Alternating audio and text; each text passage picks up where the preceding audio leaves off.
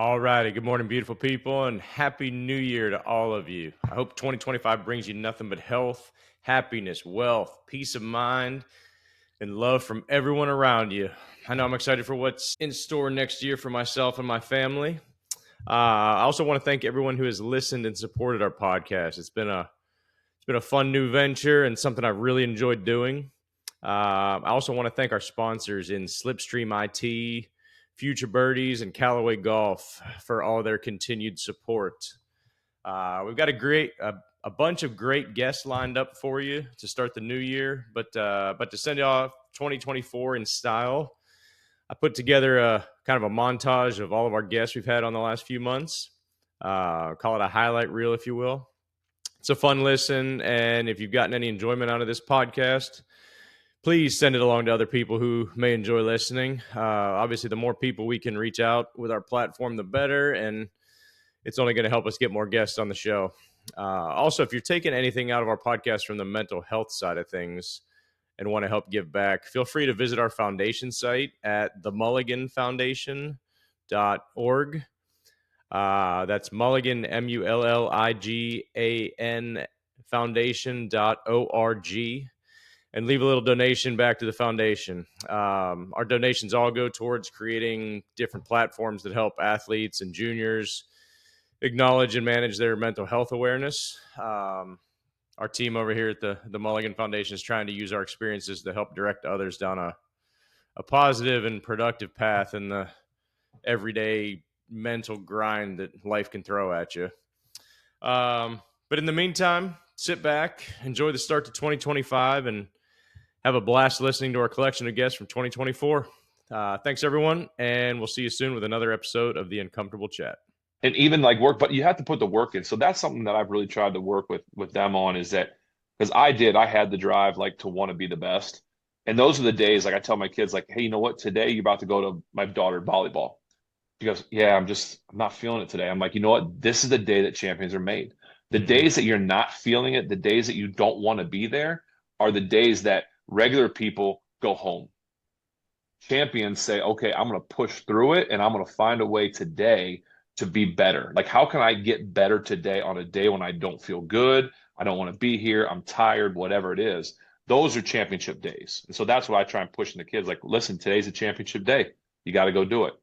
And Yeah. I'll never make them, but I mean, if you have a lesson, you got to do it. That's what we do. But today's a day that I think that they're at a young age, they're understanding, but that's something that I want them to understand, that not every day is going to be perfect. I had days where I didn't want to get up in the morning and go work out. Mm-hmm. Are you kidding me? Like, this is the last thing I do, but it's like, man, if I want to go get a Lombardi or do something like that, I got to do it.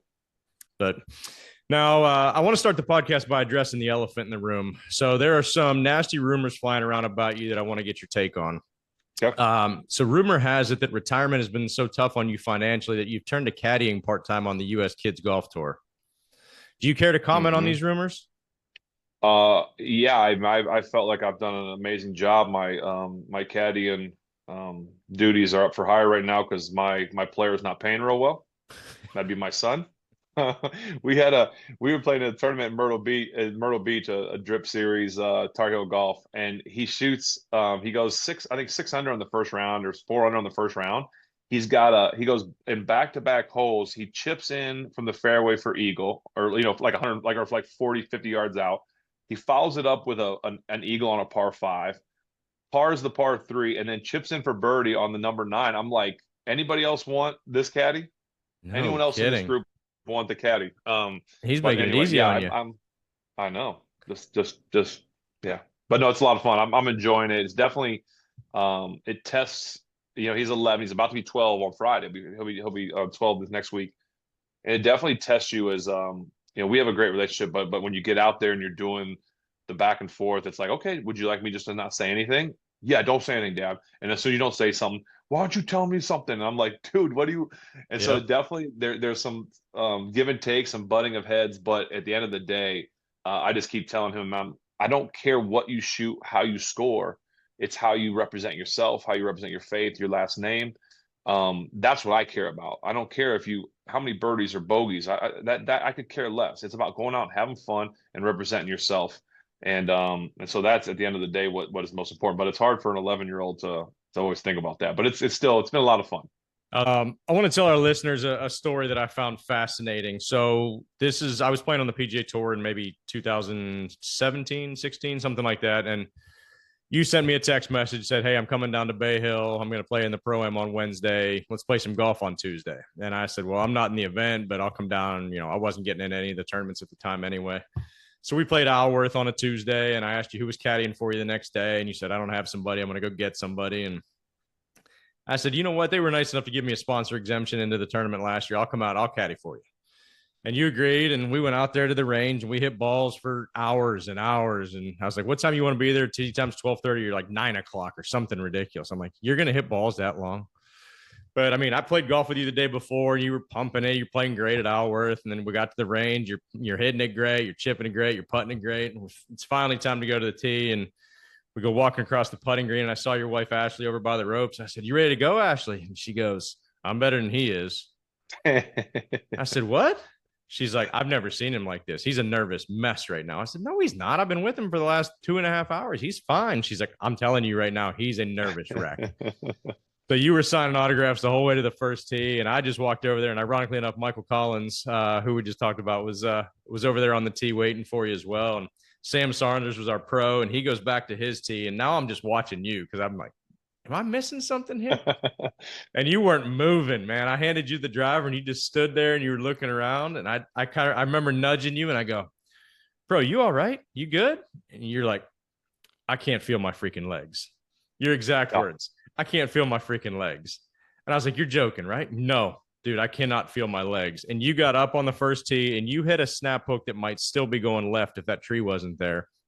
And you Hmm. hadn't hit a ball left in 2 days. And A little quick on that little release. I was, yeah, a little quick. I was blown away that a two-time Super Bowl quarterback, you've been in the hottest spots of all time in the NFL. You were that nervous on the first tee of a Wednesday Pro-Am. Can you Hmm. kind of explain the nerve, what those nerves felt like, and Listen, how it felt to play that football's day? football's what I do. That's what God blessed me to be really good at. And so there's no nerves when you get out there. I don't care who's rushing me. I don't care the stage. Like that's the easy part. Getting up and hitting that little white ball. I remember I played in a pro-am. Uh, it'd be that's Bay Hill. The Honda's not the Bay Hill. That's different. Honda's a different one, right? Yeah, Honda's the one down in Palm Beach. Okay, so I played in that one time. And I remember, that's the one where the first hole, like probably not a driver hole because there's water on the left? Yep. Okay. So I'm with my buddy and I'm getting ready to go and I'm going to hit like a hybrid or something. And he goes, "What are you doing?" I'm like, I'm not hitting driver. Like, who knows where it's going to go? He goes, "Yeah, but have you ever hoselled a driver?" I'm like, "Good point. I'm hitting driver." Good So, point. but it's like you get over and it's just like, this isn't what I mean, I love golfing. Like, I love it and you can do it, but you get out there and it's just a different ball game. And so yeah, I mean, I always get nervous, whether it's a pro-am or which I don't do a lot of those, or if I'm playing in like some sort of event, the crew cup event, anything like that, where there's just people Yep. and you're just like, man, it's just different. It's not what I do. And so yeah, it absolutely makes you nervous. I tried to do a good job of hiding it. Obviously I did a good job of hiding it from my caddy. You did. Only my wife knew, but yeah, yeah, once you got the first tee and there's not as many people around, I'm fine. Yeah, it was, and I'll give you some credit here. That was one of the wildest rounds of golf I'd ever seen. You make double on the first, you birdie two, you bogey three, you birdie four, five, six, you bogeyed seven. Like you didn't make a par till I like know it took eight us or forever. nine. We're gonna make a par today? I don't know. And I remember you drove 13, which was like a 295-yard carry over water. And you're like, "Yeah, I can get this." And I was like, "It's impossible." And you, sure enough, you landed on the front edge and kept it on the green, two putted. You birdied six of the first 13 holes. And I think we're still like six over par or something Something crazy. ridiculous. Yep, Uh, that's me. the one part I definitely want to touch on there with our podcast, obviously being a mental health platform as well, is Yeah. the speech you gave afterwards. I thought was incredible, and the premise of it was you said challenge everyone. You said you challenged everyone here to say something nice to someone you love. Also, say something nice to someone that you don't know. Now, what Yeah. brought that on to make you want to say that, and how was it received not only with the public but with the other guys in the Corn Ferry?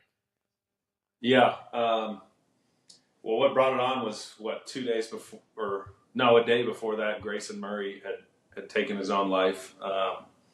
which was incredibly sad. Grayson and I were not that close, but certainly in golf, I mean, it's a small, tight community, tight family. We certainly had plenty of practice rounds and, player dining lunches and breakfast together. So it was just kind of a sad day for the game. And then, as most everything kind of, not the show goes on, but the next day you wake up and you play your final round. And I did that Saturday night, a little while after learning he had passed, and stayed up, couldn't sleep that well. I mean, I'm always a pretty good sleeper, but couldn't sleep that well, and was just like allowing myself to think ahead. If I'm fortunate enough, I think I was just tied for the lead. But if I'm fortunate enough to win this tournament, maybe we'll see how it shakes out. But it would be kind of the appropriate time to kind of give some remembrance and say some nice words about Grayson, and then also kind of say some stuff, about kind of maybe the mental health issues and things that folks deal with on a day-to-day basis. We've had this in our family and kind of our family friends with, dealing with suicide. And it sucks. And selfishly, I've been very fortunate to not have to deal with this personally, but it has touched those closest to me. And it has touched the golf community, which we probably never thought it would. So, I mean, again, fortunate, play 5-hour round of golf and win again in another playoff. And having to do the trophy acceptance and thanking all the volunteers 2 weeks in a row. You don't get the microphone first. You get the microphone about fourth. And by that time, everybody has already been thanked. So you really don't get to say much. Certainly in Kansas City, I said a bit more, was able to thank my wife, her family, my family, friends, everybody for being out. But in Knoxville, they had already nailed everything. So I basically just grabbed the mic and said, thank you to everybody that's already been thanked. It means a lot that you've hosted the event and welcomed me and everybody else to play here. And then that was pretty much the time to say something, and just try to implore everybody to, for lack of a better term, be kind to themselves. Say something nice to somebody you love and something nice to somebody you don't even know. And then obviously people have comments on these things, but they were all in a positive manner. I did see, maybe a couple days later that I did, in theory, forget one part, and it is maybe the most important part of that is, if you were to amend it, also say something nice to yourself, about yourself daily, because that's something we all get, golfers especially. We all get caught up in our own world, how we're doing, what things are going on, the scores we're shooting, and we certainly can be very, very hard on ourselves, which everybody can be in every line of work. I'm in golf, so I feel like golfers especially are hard on themselves. I mean, after damn near every shot, because most of the shots you're going to hit are not going to be that successful. So just trying to be nicer to yourself daily is a huge thing. It just felt like the right time. I wasn't doing it certainly for any publicity. I just wanted to say something nice, because also the world we live in nowadays, in roughly a week we're going to have an election. Everybody's going to be mean to each other for no reason about whomever wins. I mean, I truly believe that the more this gets talked about, certainly between two males, it's something that you should be able to tough out and deal with yourself as a male. But it's not gender specific by any means. Everybody struggles all the time. The more that we can just be kinder to one another, I think we can kind of be nicer to one another, be kinder to one another, the better we can make this world on our own. Person by person, little bit by little bit. It doesn't need to be big and dramatic gestures, but, check in on a loved one, say something nice to a loved one, say hello to somebody walking by you on the street. You never know what somebody's going through. The more and more we can kind of take care of one another, the better the world's going to be, and hopefully the happier and more mentally healthy folks would be. Hopefully every day you do at least one of the three. In a perfect day, it would be all three of them. No, I love the message. I think it is absolutely brilliant, and I think that more people need to realize it. And whether you're standing in line at the grocery store and the woman behind you says, "Hey, I love your shoes," that means something. It's Perfect. nice. You shouldn't have Yeah. to say it. Oh, thank you. That's really nice Yeah. of you, or just anything. Um, Yeah. but again, it doesn't cost Yeah. The anything. coolest. So I finish, I give the speech, and I go in and shower real quick. I've got my bags packed, and I pulled the car up just right to the front. I'm kind of throwing dirty clothes in my bag, and I had 3 different people come up to me at the car saying, basically, case in point, they have been struggling with something. No one was specific with any of their struggles, but it meant the world to them that in that stage, and I wouldn't call it a big stage. I mean, certainly there were cameras, and then it goes around and filters wherever the things filter all over the internet and everything. But in that stage, they were very thankful that somebody just took the time to, in theory, recognize something that they were going through, even though I don't know the specifics and I'd never met these people. That it is, man, it's okay. It's okay to be not okay, and it's when you're struggling with something, it's not permanent. These things are not permanent. No matter how much you think they are, there are ways, and there are so many resources, and there are so many people that are able and willing to help. Many more that are willing and able to help than that are not.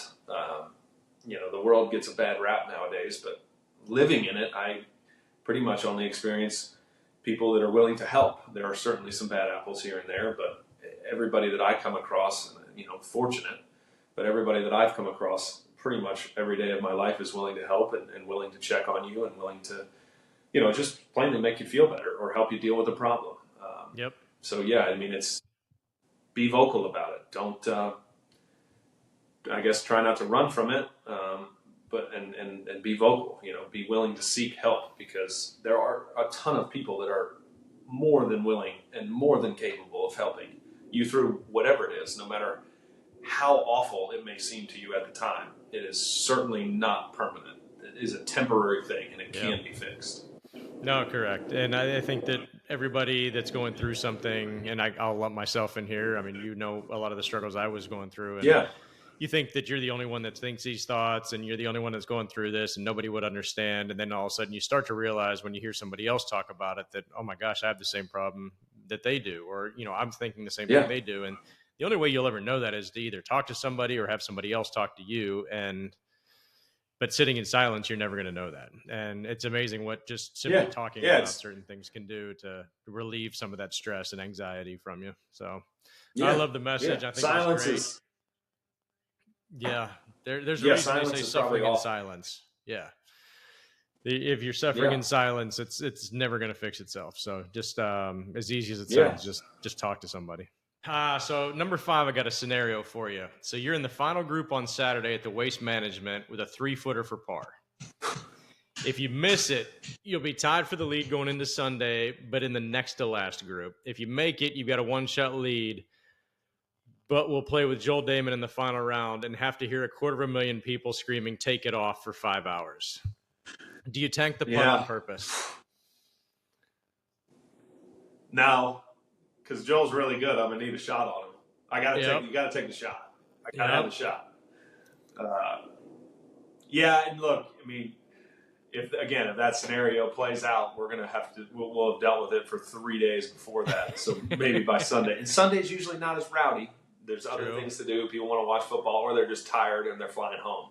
Yep. Yeah, we're probably in a pretty good headspace to deal with all that. Okay. And that would obviously be a dream scenario to share that day with Joel. And even more of a dream to start one ahead of him. Gives me just that slight. I've just got, percentages wise, I've got a little bit better chance than he does. Yep. Fair enough. All right. Side note there. How many bottles do you think were actually on the ground? If I set the over under at Probably about if I set the over under at 1,500.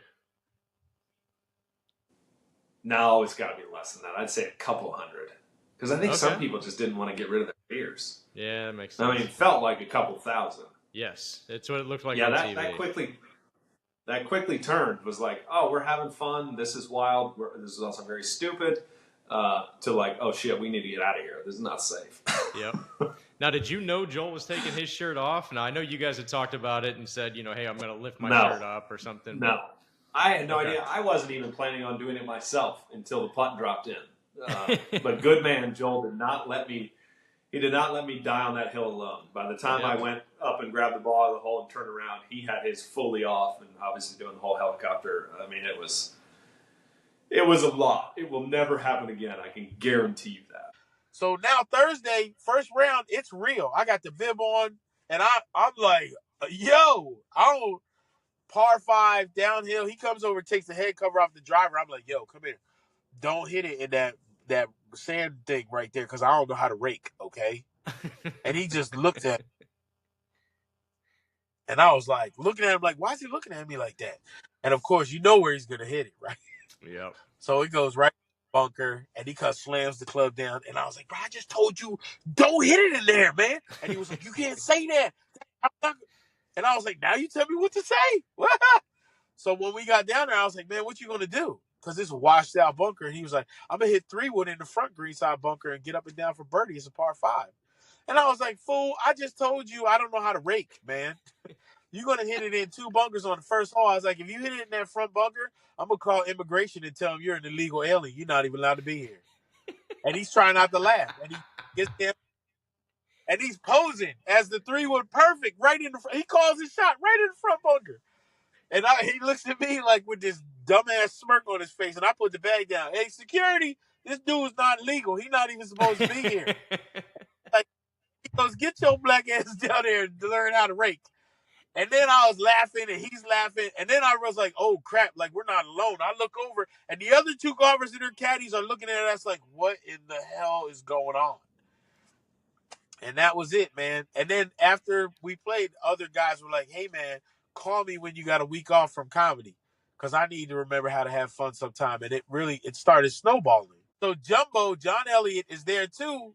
And he hears me and Couchy, and he's like, yo, Couch, can I borrow Mike for the week? And Couchy's like, yeah, go ahead. And Jumbo was a stand-up comedy. Like, he loved the fact that I did stand-up. He actually, one time, he was going to go up and do 5 minutes and then chicken out, but that's a different story. It's hilarious how that went down. But Springfield, we're sitting there, and I'm like, all right, man, I'll caddy for you for the week, man. This is going to be fun. So my man, you remember how long he was off the tee back in the day? Well, my man Oh, on yeah. Thursday makes bogey like out of the first 5 holes with wedge in his hand. So now he's bitching and I'm the worst wedge player in the world. I don't know why I'm wasting my time out here. I suck. And I'm like, this is supposed to be my week off. Like, and I thought we was gonna have fun. Like, what is this going on? So we get to the par 5 ninth, and my man hits it driver in the rough and tries to hit 3-wood and pops it up, and it's middle of the fairway, but 100 yards. So I'm like, oh my gosh, this dude now, the worst wedge player out here. So we get to the ball, I slam the bag down, bam. And it makes him jump, and I was like, yeah, you suck. And he just looks at me, and I was like, man, bro, you suck. I go, hey, there's a bar like 2 miles down. Maybe you can be pro in darts or try something else. And he just laughs, and he was like, fuck you, and hits it to 2 inches with a wedge. So I'm like, oh, here we go. So now we get to the 10th hole, and he hits driver again, but it's downhill like 430. And I was like, so he hits it, and we get down there, and I was like, why did you hit driver? We got 60 yards left. You know you suck with the wedges. And again, he's like, F you. Hits it to 2 feet. Birdie again. So now we get to the 11th, par 3, 139 yards. And I was like, well, it's got wedge in the name, suck. What are you going to do? And he's now standing, and as soon as he makes contact, he's posing. I'm like, oh, don't go in the hole. Don't go in the hole. And the thing, 2 hops, spins left, hole in 1. We go birdie. And as it goes in the hole, but you know, it's nationwide tour back in the day, so there's like Yep. 6 people around the green. Yep. Or whatever, 6 people. But he's posing, and as it goes in, he looks over at me, and I'm like, I'm the worst wedge player in the world. I don't know why I'm bothering me. And I over, and he F you and throws the club laughing and takes off. It was awesome. It was awesome. So yeah, after I told him he sucked, he went birdie, hole in 1. That sounds about right. You got to get him fired up every now and then, Yeah. right? I was Every playing. now and then caddied. you got it. I couldn't do everybody. You know what I'm saying? Like that's people Yep. ask like, why? What is it about caddy I love so much? It's that. It's the psychology of knowing the right thing at the right time to say to the right guy. Like I couldn't have done that if I was caddying for Omar. I could have never done that to Omar. The funniest stressful moment looking back now, and Brendan would probably agree with me. I was caddying for Brendan Pappas, and we were at the John Deere, and we started on the back nine, so 10's a par 5. We made par there, and like we made a bogey at the really difficult par 3. That par 3, I think that's a 12, 12. 12 the par 3. 12. Yeah, so we made a bogey there, so we're 1 over. It's Thursday, so now we get on 13, which is that short par 4, it's like 3-wood. And if you remember back in the day, there was a bunker on that left hand side that had a high side on the like right. Yep. So it's left Still there. bunker. Yeah, okay. So he hits it in that left bunker. And you know the green is a little elevated. Mhm. So now he gets down in that bunker, and like the top of that bunker is over his head, and he's 6'1". So I'm standing off to the side, and I can just barely see the top of the flag. And it's a left hole location. So my man hits it at the flag stick, and it turns over a little bit, and I think it's on the edge of the green, but I can't, you know. So now he hits it in a bunker and snaps. Let me back up. He hits it in the bunker so bad he snaps his 3-wood. This is Thursday on the 4th hole. We didn't know it at the time, but he had a little sugar deficiency thing, which now got to make more sense that he is snapped. And Thursday, we're only 1 over. Like, so now he hits the shot from the left fairway bunker, and as it goes up by the hole, I was like, sit right there. But he looks at me and he goes, where'd that go? And I was like, I think it might be on the fringe, but I'm not sure. And he looks at me and he was like, what do you mean you're not sure? Like, I'm paying you to know where the ball goes up there if I can't. So which then made, I don't know where it came from, but then I snapped. And I'm like, you're 6'1". If you can't see over the fucking bunker, how am I supposed to see where the ball? And now he's now trying not to laugh because he's never seen me snap before.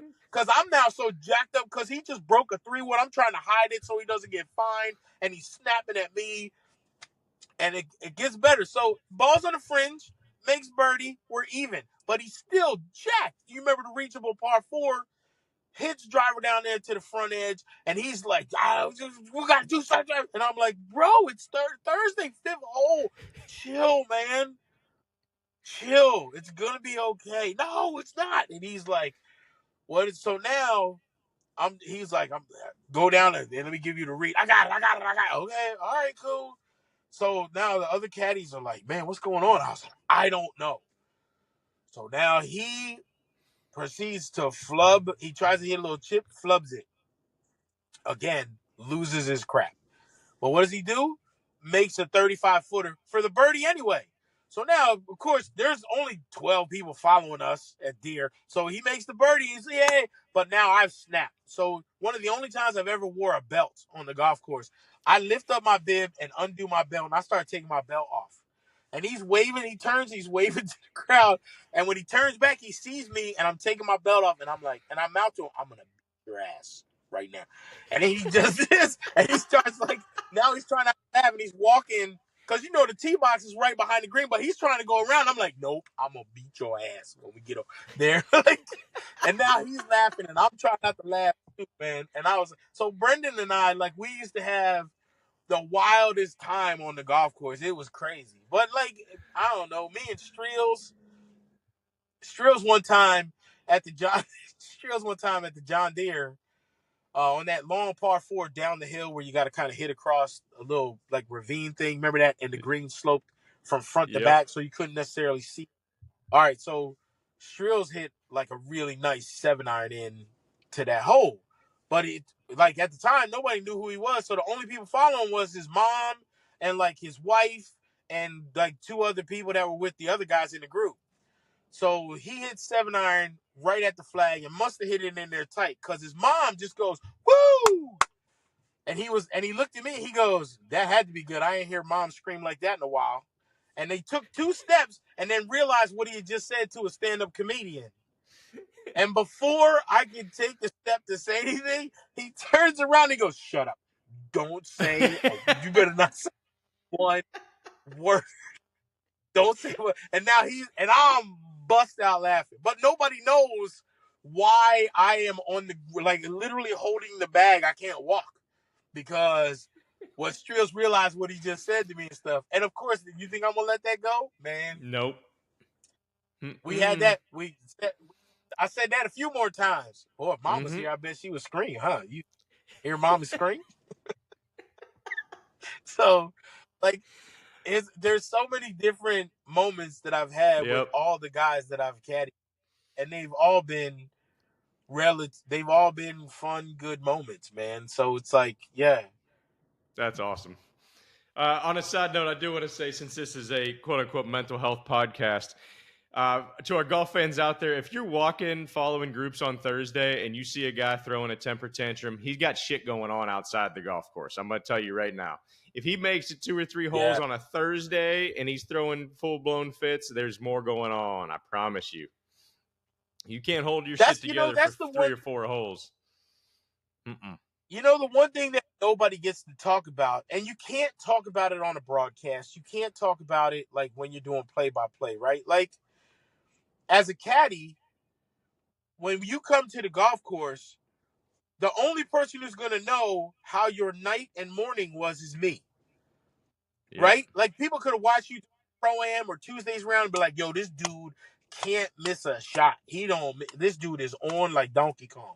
But what they don't see is, yeah, but last night he was on the phone with his girl and she was screaming at him and hollering and she might have like done some, so he ain't in a good, but he on the outside, you don't know that. So it's like this dude lost his crap on it. Be like, I don't understand. So when guys are like, hey, this guy's gonna play well, this guy's gonna play well, you'd be like, hey, I don't know if you noticed, but there's no numbers for that. There ain't no like, well, when this guy gets into a fight with his kids or his wife before he comes to the golf course, he normally shoots 68. Be like, oh, really? Okay, well, it was good to know those stats. I'm like, my analytics show, like, F your Yep. analytics. Like, we're human beings. And that is so easily lost in Yes. broadcast and in what we do that we forget, like, hey, some days when you go to work and you have a crappy day at work because of something that happened at home, you think athletes don't go through that too? And most people forget, be like, oh yeah, that's right. Like Yep. they have lives at home outside of what we see on TV. And it's so easy to forget something like that. And like it's such an important thing that no one gets to talk about. I know we've talked about this before, but I'm not sure if you're a big gambler or not. But was winning $200 from me on Steph Curry the easiest money you've ever won? Yes. Yeah. And you lucked out, bro. Mm-hmm. You lucked out. Mm-hmm. You can thank Dobby Vanderwalt for Mm-hmm. taking the hit for you, bro. You are so lucky. And Dobby, Yeah. he took bro, and I felt bad too, because even he was like, bro, can you put, and I was like, bro, I don't know what to tell you. Mm-hmm. When you say you're gonna eat your golf bag, and I tried to warn you, like if that I did the same thing for him that I did for you. Mm-hmm. And I was like, dude, help me help you. Like, I don't know why you don't believe me. I don't know why you don't trust me. But when I tell you how good somebody is, like, I'm not the chop at the local muni who's like, yo, I got a guy out here that could be on tour. No, you don't. Right? But when I tell you that, you're like, bruh, Yeah. Steph ain't gonna do black. He ain't. And I was like, Yeah. Help, bro. I'm trying to tell you. So yeah. Yep. So for that was an easy $200 because yes. And that was another one. I was like, I don't gotta say it. Mm-hmm. I'll let Sports Center go ahead and do its thing for me. Thank you. And they everybody. did. They were super nice about it. Yeah. So for our listeners, I'll set this one up real quick. So I was playing on the PGA Tour. I don't remember what year this was, but Steph Curry got invited to play in the Corn Ferry event out in the San Francisco area. And I was sitting in my room one night getting ready for Thursday, and I'm watching Scott Van Pelt on Sports Center. And Scotty says, hey, Steph Curry's playing in this web.com event. I was out there covering it. Yep. Don't be surprised if he goes out and he can play. Don't be surprised if he goes out and breaks 78 tomorrow. That's exactly what I was saying. Yep. I'm on TV on SVP, and I'm Yep. saying, Scott's like, what do you expect? I was like, nobody knows how good Steph's game is. Do not be surprised if he's shooting 73, 74. Like, he's going to be right. He's going to play well. Don't be surprised. And, bruh, Yep. pick it up from there. Yep. So I decide for some reason to go on Twitter and I send SVP a message, and I know Scott a little bit, and I said, "Hey SVP, I love you to death, brother. I usually love all your takes, but you're miles off on this one." I said, "There isn't a chance in hell this guy breaks 78 tomorrow." And I just let it go at that. And there wasn't too much Twitter backlash, anything like that. And they said, "Oh, same thing. Oh, he's outside his comfort zone. He's going to struggle Just got tomorrow." off a Yada plane yada. from China. Yep. Hadn't been playing golf. It was in Yep. China. Got off a plane from China. Yep. So I played my first round wherever I was playing, and I get off the golf course. I go in to grab some lunch, and I grab my phone, and I just look down, and Twitter is just exploded. Like, I've got hundreds of thousands of messages, and I'm like, "Oh no, this is never a good sign." And This sure must be enough, what a 73 looks like when Steph Curry shoots one over. yep, Hello. yep. So I look in, and Steph, So the smart move would be to like, wow, maybe he's better than I thought. I should probably just give him some credit on that. But no, what did we talk about earlier about I'm just going to go ahead and double down? well, I didn't double down with him per se. So yeah, Steph tweets me back personally and says, "Hell hath frozen over." And I had about If Steph breaks four. 75, hell's freezing over. Yeah, And the tweet back was, hell hath frozen over. over. Yes. And then I had about 5,000 Twitter bots telling me what a worthless piece of shit I was and how I couldn't break par. I couldn't break an egg on a golf course. And How don't you yep, focus on your game? Stop worrying about what other people do. exactly. So I lost 100 to you that day. And I told you we talked on the phone that night. And I said how I was getting killed on Twitter. And I said, "Oh, fuck it. He had a good day. That's all it was." And I You was know like, what? no. Double or nothing tomorrow. And I truly thought I was like, I'm gonna get my money back at least. This is fine. And she shoots 74 again, and Yeah. I lose a quick Almost made the 200 cut. because I'm an idiot. So Yeah. hey, And what let you off was the yes, fact that that morning on the driving range, I'm with Dowie Vanderwalt, and I was like, hey man, remember what I told you yesterday? I told you this dude's good. And he was like, he ain't breaking 80 today. Dowie, I just told you how good this dude is. Like he's been playing golf the same amount of time he's been playing basketball since he was a toddler. Like, man, he ain't if he breaks 80, I'll eat my golf bag. You mm, you just said that in front of the camera, and I was even like, bruh, yeah, yeah. For if he breaks 80, I'll eat my golf bag. get some ketchup, boy. Get some ketchup, maybe a little This brother relish. had one little piece of leather. I don't even think he chewed it completely. I love Bruh, the it was photo let you still. off the hook. Davi's got his golf bag on a dinner table. He's got a knife and fork sitting over it like this. It was a priceless They got the picture. But name panel taken off and stuff, and he's going to do the whole thing. And everybody was like, bro, we need to know when that little picture is cute, but mm-hmm. get to eating, bro. Yep, exactly. Start chewing. It's gonna take a while. Yep. So thank Leathers you, from a Davi, cow for is a little tough. thank you Yeah. for Davi for keeping me off Sports Center a second night. Because yeah, SVP got me the first night, and thank God he saved me the second night. That was an easy $200. It was, I will man. say you did learn your lesson. You've never made any wagers with me since then. Yeah, I'm still that same stupid guy. I'll probably make some bad decisions here at some point. I'll see you on TV covering somebody, and I'm like, yep, here we go, doubling down again on somebody else. On a side note, I was talking to Harold Varner one day, HB3, and we were BS, and he was down in Jupiter doing something. And I said, hey, what do you got going on today? And he's like, I was supposed to play golf with MJ. But then Tiger called and wanted to know if I want to come over and watch football. The Raiders are playing my Panthers. I'm like, you got to pick between MJ and Tiger on whose house you're going to go hang out in. Like you base it on snacks, like who's got better snacks, like which golf course we playing, how many shots am I getting? How do you decide that one? He's like, I didn't feel like playing golf anyway, so I just went to Tigers and we sat around the crib and watched football all day. HV3 is the reason that Tiger pulled out of a golf tournament one time at Liberty National. Why? It's HV3's fault. So Do tell. we were playing at Liberty National. Tiger's in the field. He was not too far removed from his back surgery. So they're going to have a big and here's the best part. It's a Tuesday. There's no fans allowed in. So it's only a couple of members of the media and stuff, and it's Brooks and DJ against Tiger and HV3. Yo. Yeah, that's like who ain't coming out to walk and be check that out. Like you think there's gonna be a little bit of smack talk, like you think we're not gonna get them a little bit walking around there. Oh. But what does HV3 do on the first tee? He was like, "Hey, Tiger, you ain't hitting it by me today."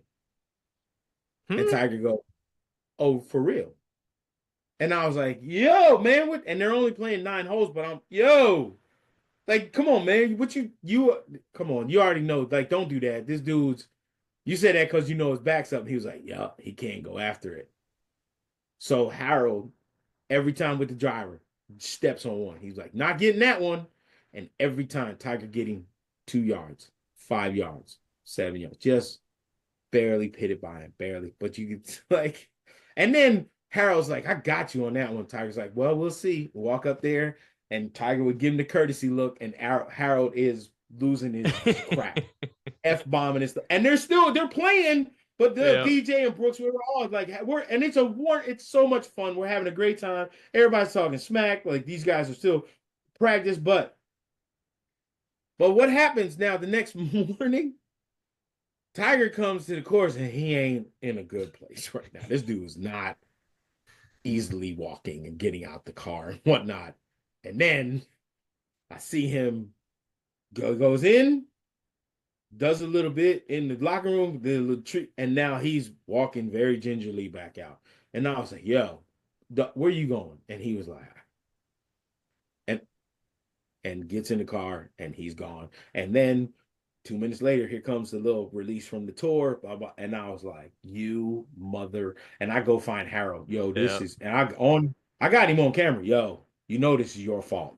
This is your Tiger had to pull out because but like you're not hitting it by me today. And now this dude is going after it during the practice round and hurts himself a little bit.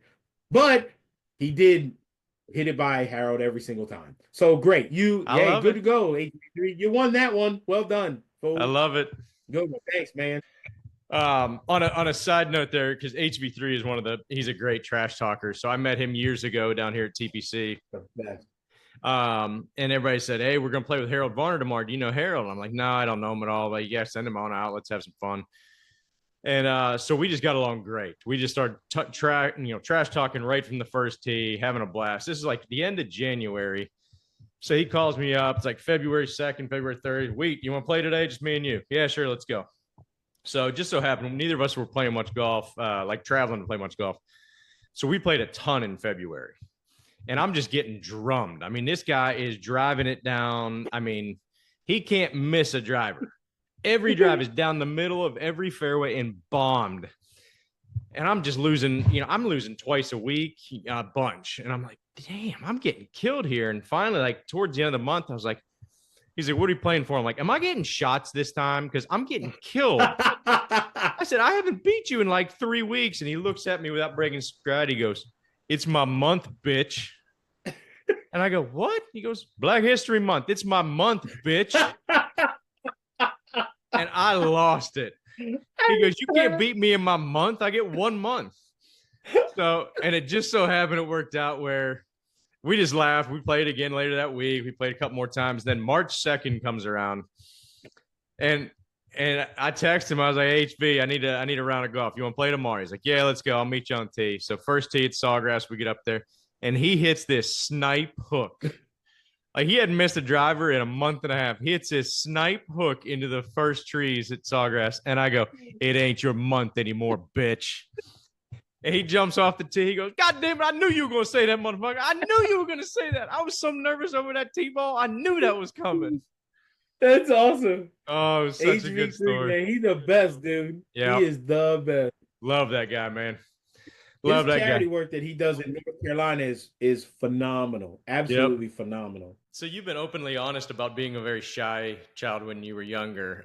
There's one story I'd love for you to elaborate on that I just found fascinating, and I'm sure you know where this is going. But I read that you used to three-putt the last hole to lose junior golf tournaments on purpose, simply because you didn't want to have to give a victory speech in front of others. Now, how many tournaments do you think you actually lost doing this? And thank you for not doing this on the LPGA. Yeah, my career would not have been very long if I did on the PGA.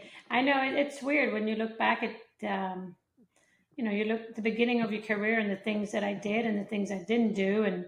And you're right, I was, and I still am quite shy by nature. I've never been really somebody who, would jump in front of everybody and want to make some noise and be seen and be heard. But yeah, I was in junior golf in Sweden. They have a little bit of tradition. You have to give some winning remarks, and it's not a big deal, but it was enough for me to not want to do it. I didn't want to be stand in front of everybody and their parents, so I would miss on purpose coming down the stretch if I felt like I was playing good enough to have a chance to win. And you mentioned the 3 putt on 18. I've done a few chip in a putt. I've done a few let's leave the ball in the bunker. And then, so you can imagine how I would feel, especially the car ride home, finishing second or third. It would eat me, no doubt. I spend so much time practicing, and I'm very competitive, and I love to win. I just didn't want to, do that extra part. So yeah, I don't really know how many, but it certainly stretched it for a season or two, and then eventually I kind of came out of it. But yeah, it's one of the things I've learned later in life is you got to face your fear. I think we all have fears one way or another or somewhere, and it's funny in this case it was this, and I'm glad I didn't do it later in my career. Like I said, my career would have been short, but it's just overcoming those fears and understanding what you have is good enough, but you can also work on your weaknesses.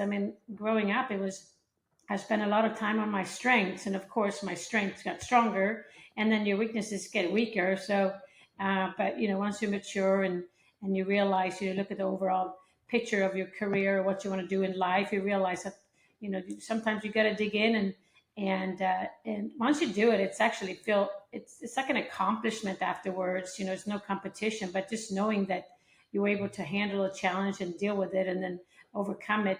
That's quite powerful also. Yeah, that's wonderful. I love the end of that story as well. I can't remember if it was the tournament director or your parents that kind of caught on to what you were doing, so they started to make the runner-up also speak, or the third place person speak as well, because they knew what you were doing, and you figured if you had to talk anyway, you might as well go win. Yeah, exactly. It's just you realize that like you said, and at least I was nervous either way, but I got the biggest trophy, and then it was worth it. I love it. I love it. That's a heck of a story. I never knew that one before. This is one of my favorite questions, and there's no way this can be true. Is it true that after winning 11 times in 2002, you spent the off season working 8-hour shifts in the Lake Nona kitchen learning more about cooking? Yes, that is true. Oh my gosh. I did Thursday, Fridays, and Saturdays. Well, I love to cook, and I wanted to learn a little bit more about whatever. Yeah, so I did steak nights, I did fish nights, I did sushi night. I've done all kinds of stuff, and I'm still waiting for my check to come. I do think I get free salad dressing when I go there. If I need to go, I can get free dressing, but that's about it. That is incredible. I didn't think that was going to be true, and I'm a massive foodie myself. Mm-hmm. I cook every meal in our house. I love cooking. I love every bit about it. So that one, I love the question. I had to ask it. So good on you. So you were always known as a ferocious competitor who performed with a business-like approach. Now, that being said, have you ever let your son Will beat you at a putting contest or a 9-hole match? No, I don't. Thank you for answering it that way. Yeah. Do I regret it? Not really either. I told him the day you beat me, you have legitimately won, right? And Yes. if you can't beat me, you're not going to be able to beat a lot of people. So start with me, and then because I want him to do the right way, and it's just. But I do have to say, I have to focus more now than I used to. Yep. So that's a good thing. That's why he's raised my game up, which I'm thankful for. I love that. No, my wife still gets mad at me when I play my son and it could be pig on the basketball court, and I can't let him win. I'm sorry. Like it'll mean more to him when he actually beats me for the first time. I'll start out with this. So I read a quote in regards to your teaching style that I'd love for you to elaborate on. The school of psychological thought Rotella has built his golfing philosophy around is the idea of free will, where golfers can choose to be confident, choose to be focused on their process of hitting shots, and choose how to react to adversity. Can you explain this to our listeners, and also how free will can work negatively against you? Well, I mean, first of all, anybody that I help, they have to agree or believe that as human beings, we have a free will. And a free will means we get to choose how we think about ourselves. We get to choose our dreams. We get to choose our ideas. We get to decide when we want to let go of some dreams and take on others. And what goes with it is you have to take personal responsibility for how you think and react to things that happen to you in life. And you have to hold yourself accountable. So that's how that all fits together. Yeah, I suppose you could say that free will could cause you to go for things that you end up not getting everything you're chasing. I mean, anytime you go for a dream, which I talk about a lot, there's always the possibility that all of your dreams aren't going to come true. And so you have to be able to deal with that. That's kind of the risk you take when you go for big dreams. The other side of it is just fit into the middle, be normal, be average, be like everybody else. And dreamers kind of go after things that there isn't a great possibility of getting. That's kind of what excites them. But anyways, that's where I'd start. Yeah, no, that's great. And I think a lot of people get lost along the way. You get lost in the day-to-day grind, so to speak, golf specifically, that you just go out there and you work towards a dream. And I think a lot of times you forget the goal in mind. It's just you get stuck in the day-to-day and you forget that this is an incredibly hard thing to achieve, whether it's playing, at the collegiate levels or, dominating the junior levels or even professional golf. So I think it's always important to keep that free will at the front of your mind. I want to give you a quick story from back in 2016. So I was playing on the PGA Tour at the time. I was at the Canadian Open up at Glen Abbey, and I had a good Saturday. I moved up to third place. I was paired with Dustin Johnson, who was world number one at the time, in the next to last group. And I went out there and I was nervous as can be, obviously. To be fully transparent, I didn't want the pairing because it was just going to be a lot of hoopla that I didn't want trying to win my first ever PGA Tour event. And I went through the process of just hitting one shot at a time the entire day. And I just was methodical about it. I'd focus on that next shot at hand, and that's all I worried about. And I made a putt on 15, and I hadn't looked at a leaderboard in about 4 or 5 holes. And I made a putt on 15, about a 30-footer that went in the middle of the hole. And I just remember my first thought was, holy cow, I'm about to do this. I'm about to get my first PGA Tour win. And it's the first time all day that I thought about a result instead of the process at hand. And I had 2 easy par 5s coming up, which I hit perfect drives right down the middle and had, long irons into the par 5s. And I had a lob wedge into the 17th hole at par 4. And I played those holes 2 over par.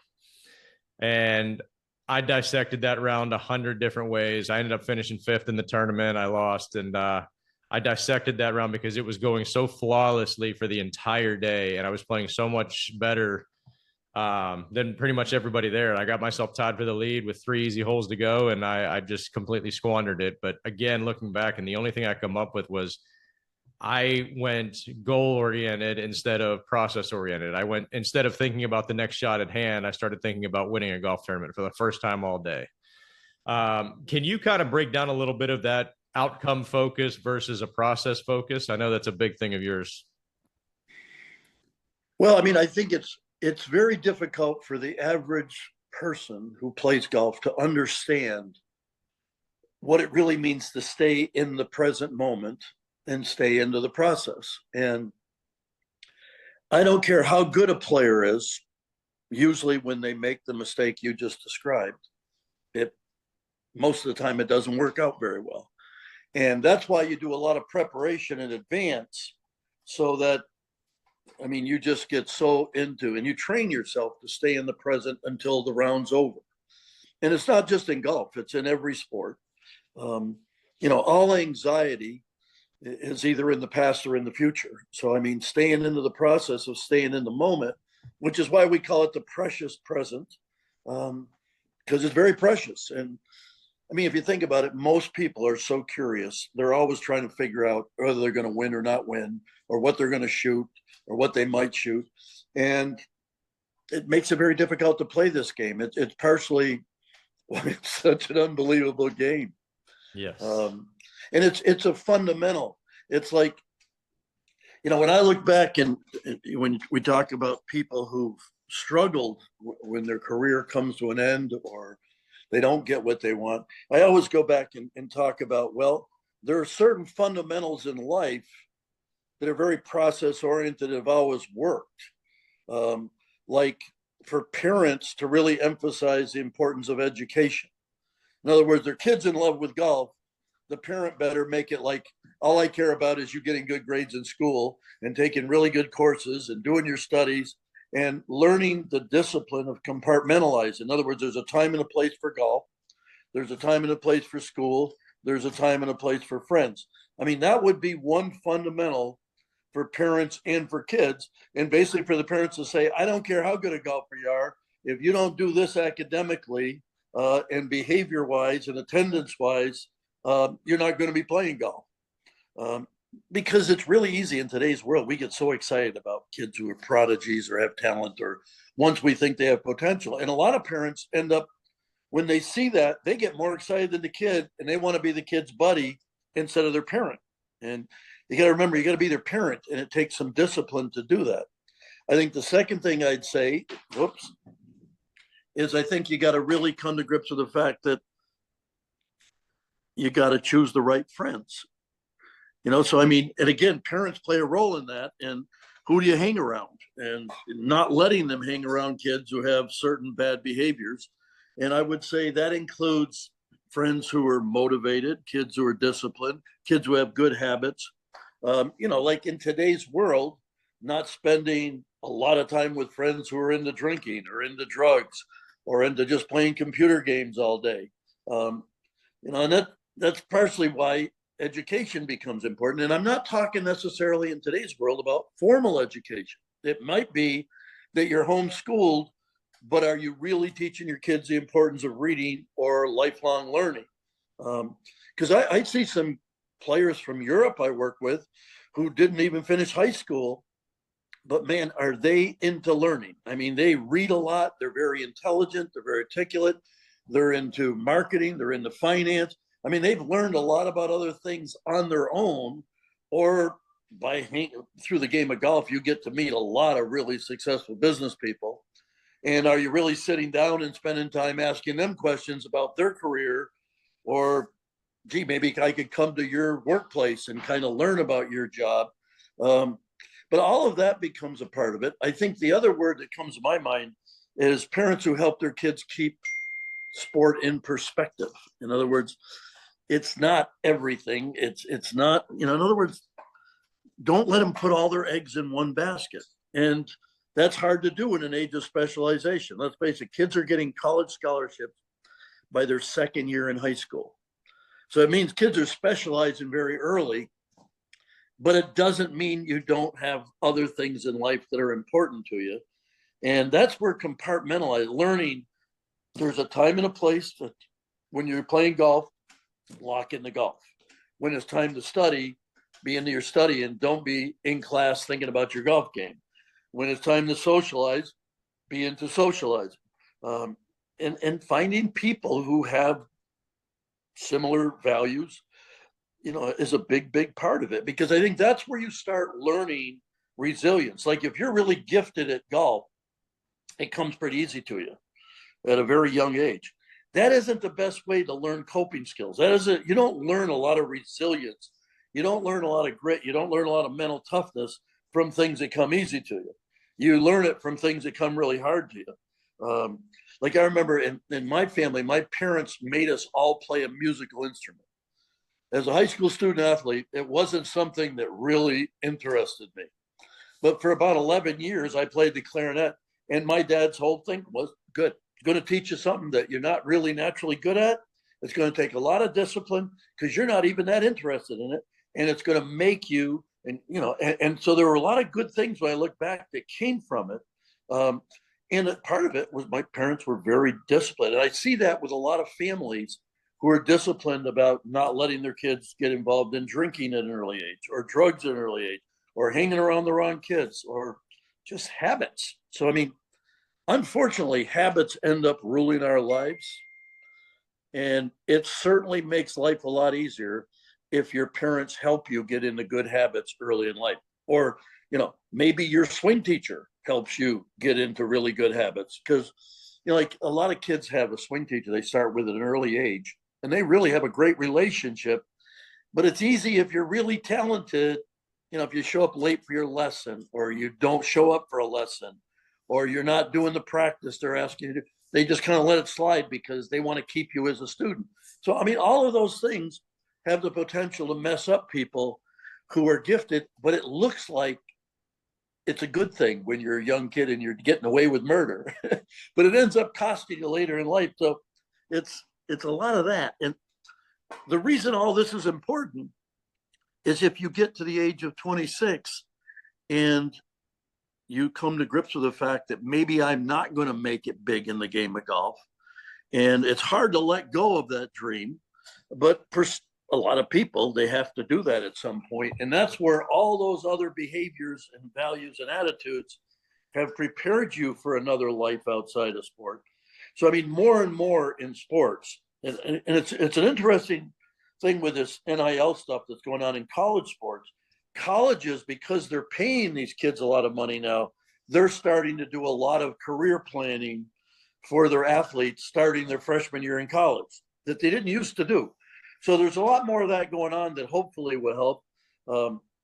I mean, the NFL is starting to train football players very early in life for life and careers outside of sport, for careers in broadcasting, but whatever else they want to do. But I think the really on the ball athletes today are starting to do internships in the off season with companies and corporations and some other career track that they might be interested in. But I think if you're resilient enough and have a great imagination, which golf can be really good for, that's when you start imagining, what am I going to do with my life if I don't play golf? And is there a side of it? Well, if I want to make it, I got to be single-minded and I got to be locked in on golf and not let anything else. And I think that's ridiculously extreme. You can be a great golfer and have other interests in life. I mean, look at the greatest golfer in history, Jack Nicklaus. I mean, he quit school early, but he had a pretty good sized family, lots of grandkids, started a company, did lots of corporate outings, started designing golf courses. I mean, he started doing other things. He had a lot of things going on, plus big game hunter, big time fisherman, played a lot of tennis. I mean, a lot of other things in life. So, I mean, it's all going back to fundamentals. And probably the one I didn't mention that's pretty big is having a spiritual side to your life. I think that helps an awful lot because it keeps you grounded, keeps it in perspective. But anyways, go ahead. No, I just wish, believe me, I'm not going to interrupt that. That was, I wish I could bottle that up and give that to every child athlete. I wish I could give that to every parent of every child athlete.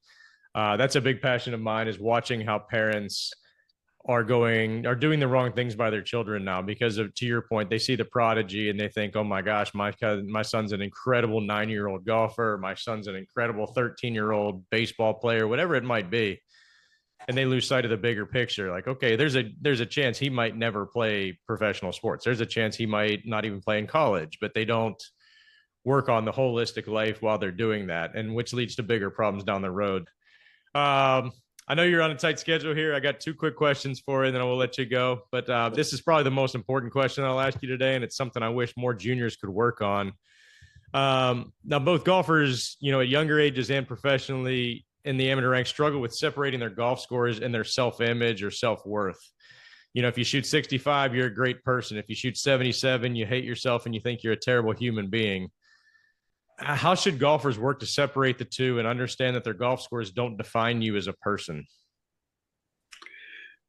Well, I would go back to everything we talked about earlier in this broadcast. That's why Yeah. you have to have more than one identity. If your only identity is your golf score and you live to please other people based on what you shoot, they're going to love you when you shoot this score and disown you when you don't.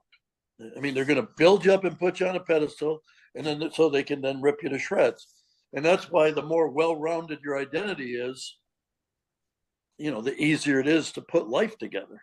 Yeah, I kind of figured we were going to go that way with the answer, but I at least wanted to ask the question because you answered it so eloquently the first time we went through there. One of the things that he taught me, it's funny, I met with him in 2016 at the Players Championship. I had called and said, hey, look, I'd like to get together with you for at least an hour. And so we set aside about 2 hours. We sat in the lunchroom at the TPC Sawgrass in the clubhouse. But I played a practice round that day with Vijay Singh. And Vijay's a friend of mine. He said, what do you got going on the rest of the day? And I said, I got Dr. Bob here at 3:00. I got to go in there and meet with him. And he's like, have you met with him before? I said, no, I have not. He said, get ready to catch the keys. I said, catch the keys? What does that mean? He's like, when you see him, he's going to walk towards you and he's going to throw a pair of keys to you or a set of keys to you. And you're going to reach out, you're going to catch them. And he's going to look at you and he's going to go, wow, how'd you do that? You're like, I don't know. You threw the keys. I caught them. I don't know. And he's like, well, did you think about extending your arm? Because you extended your arm out. Did you think about closing your fingers? Did your eyes naturally move towards her? Did you have to tell your eyes to move towards the keys? No, I just grabbed the keys. You threw keys at me. I just grabbed them. And he's like, then why don't you do that with your golf swing? You spent years of your life trying to figure out, hey, if I extend my arm this way, this is what it does. If I close my fingers, this is what it does. So now it just comes naturally to you. He's like, it's the same thing as a golf swing. You stand on the range and you beat balls and you work on the swing and you take recordings of it and you look at film, you look at numbers, you do all this stuff so that when you get on the golf course, you don't have to think about those things. Subconsciously, your body is used to doing those things already. So just let it happen when you're on the golf course. If you want to work on the driving range, work on the driving range. But when it's time to play golf, play golf. Don't play golf swing. And it's remarkable to think about. And I've done that in my day-to-day life with my kids as well. When we start talking about subconscious, because I know subconscious is a big word for kids and they don't understand a lot of how it works. But I was trying to explain to my son that, when you go through pitching practice for baseball, you work with your coaches, you work on practice drills, you work, during team practices, you warm up before games, and now it's time to go out there and just let it happen. And when he wasn't sure what subconscious meant, I said, look, how do you brush your teeth? Do you work on holding a toothbrush a certain way? Do you have to think about which teeth you're scrubbing at a time? No, you just grab toothpaste, put it on there, you scrub your teeth all around because your body's used to doing it. And it's the same thing with pitching. Get out there. You've already done your practice. You've already done, stick to your fundamentals, but just let it happen. And Dr. Bob's teachings are based a lot on that stuff. And it's so simple to think about, but people just don't think about it that way. They think they get on they work on the driving ranges, then they go out on the golf course and they think golf swing the entire time. Okay, I got to get my hands here. I got to get the club this way. I got to lay it off a little flatter. I got to, keep my chest down, whatever it might be. There's 1,000 different thoughts and they don't need to be there, just work on it off the golf course. But when you get on the golf course, it's time to play golf, not golf swing. So there's my little tidbits for you. Hope they help a little bit. They're not going to compare to what Dr. Bob was teaching there. But thanks for listening. It was a great pod. For better, for worse, PGA Tour players, Korn Ferry Tour players, whoever it might be, we judge our self-worth by our scores that we shoot. Yeah. And that's a horrific thing to do. Plain and simple. It's one of the worst things you can do is base who you are as a person by the scores you shoot on a golf course. It doesn't seem to make sense, but that's just how we're kind of wired. Do you have anything that you would do differently now, looking back on your career, as far as the mental health side? And is there anything that the tour could be doing that you feel could be beneficial for the players? Yeah. I think camaraderie out on tour, and both Corn Ferry Tour now and the PGA Tour is a bit of a lost art. I found myself to be a lot happier, and there was more camaraderie when I was playing on the Corn Ferry Tour versus the PGA Tour. It's a very selfish career, quite honestly.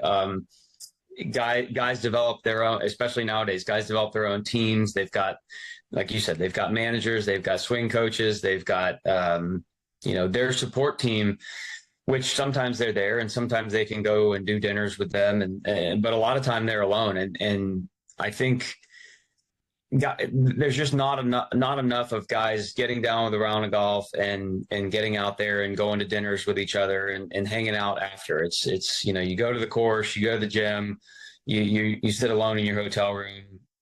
Nowadays guys are doing Uber Eats or getting food delivered to their room, and maybe they'll go sit and have dinner by themselves, and it's a vicious cycle because it's easy to just say, okay, well, I'm done, I'm tired, I'm going to go grab some dinner. I'm going to go sit in the hotel room. I'll scroll through Twitter or Instagram or whatever it is you're on and eat your dinner and not really have any communication with anyone out there. And it sounds okay, but then it's not.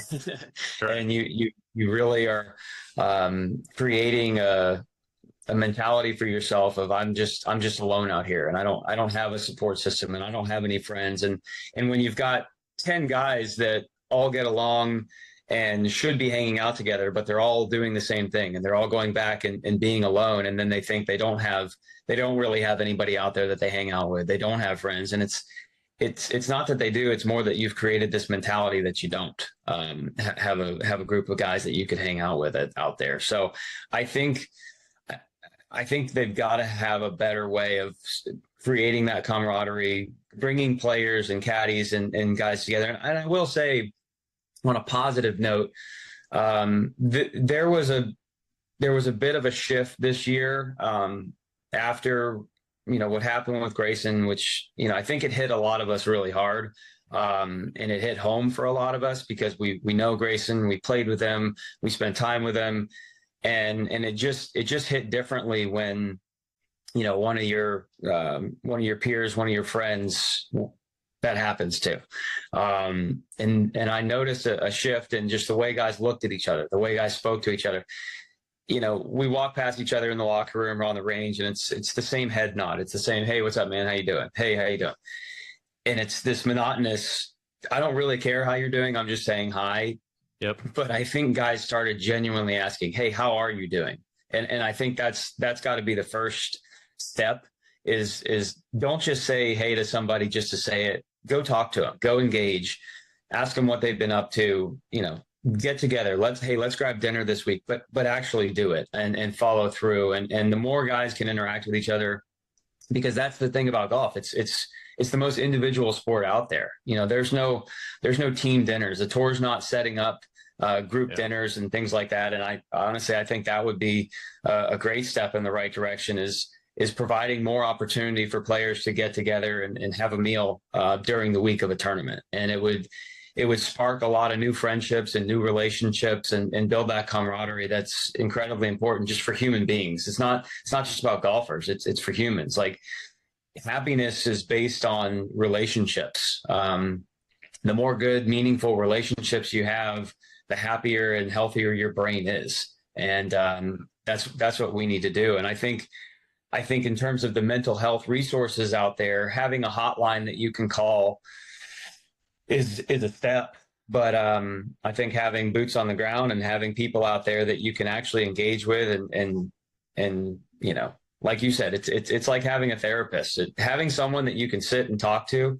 Yep. And really express your feelings with and be honest about what you're saying and looking at them in the face is a lot different than whether it's a Zoom call or whether it's a phone call to a person that you don't really know.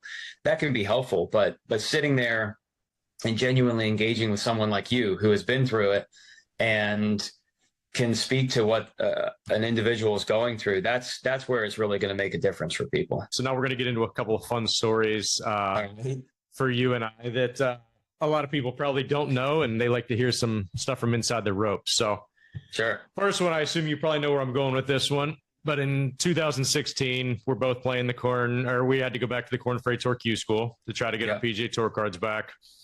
You were living in Atlantic Beach. I live here in Jacksonville. We played a ton of golf at Atlantic Beach together, and that's where the site of the final tournament was.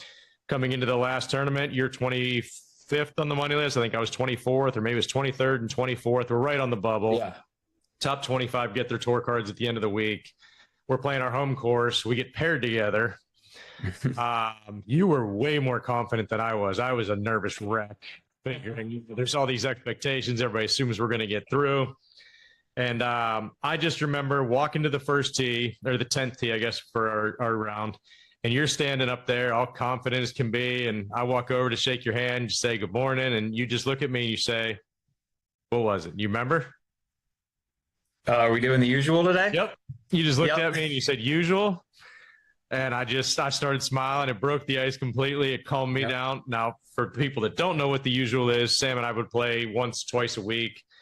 And we would try to set up bets on the first hole. And it was just the usual. So if you went bogey free, the other guy owed you $50. If you shot 65 or better, the other guy owed you $50. So that was just the standard bet. And if we played any team games or anything on top of that, so be it. But we would just say usual. Yeah, that was our individual bet every time we played. So Sam hits me with that on the first tee of one of the biggest rounds of my life, and completely broke the ice. And the night before, it's a funny side story. I don't even know if you know this, but my wife and I were talking, and she's like, how's the pairing normally if you're paired with friends, like good friends? Does that bother you? Is it harder? And I was like, no, honestly, honey, it's the only time it's tough is if one guy gets off to a quick start and one guy doesn't.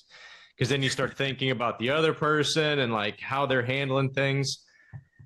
And I just remember you ripped one down the middle on 10, hit this high towering 3-wood onto the green. You birdied 10, you birdied 11, you birdied 12. And I walked to 13 tee going, oh my God, I'm that guy.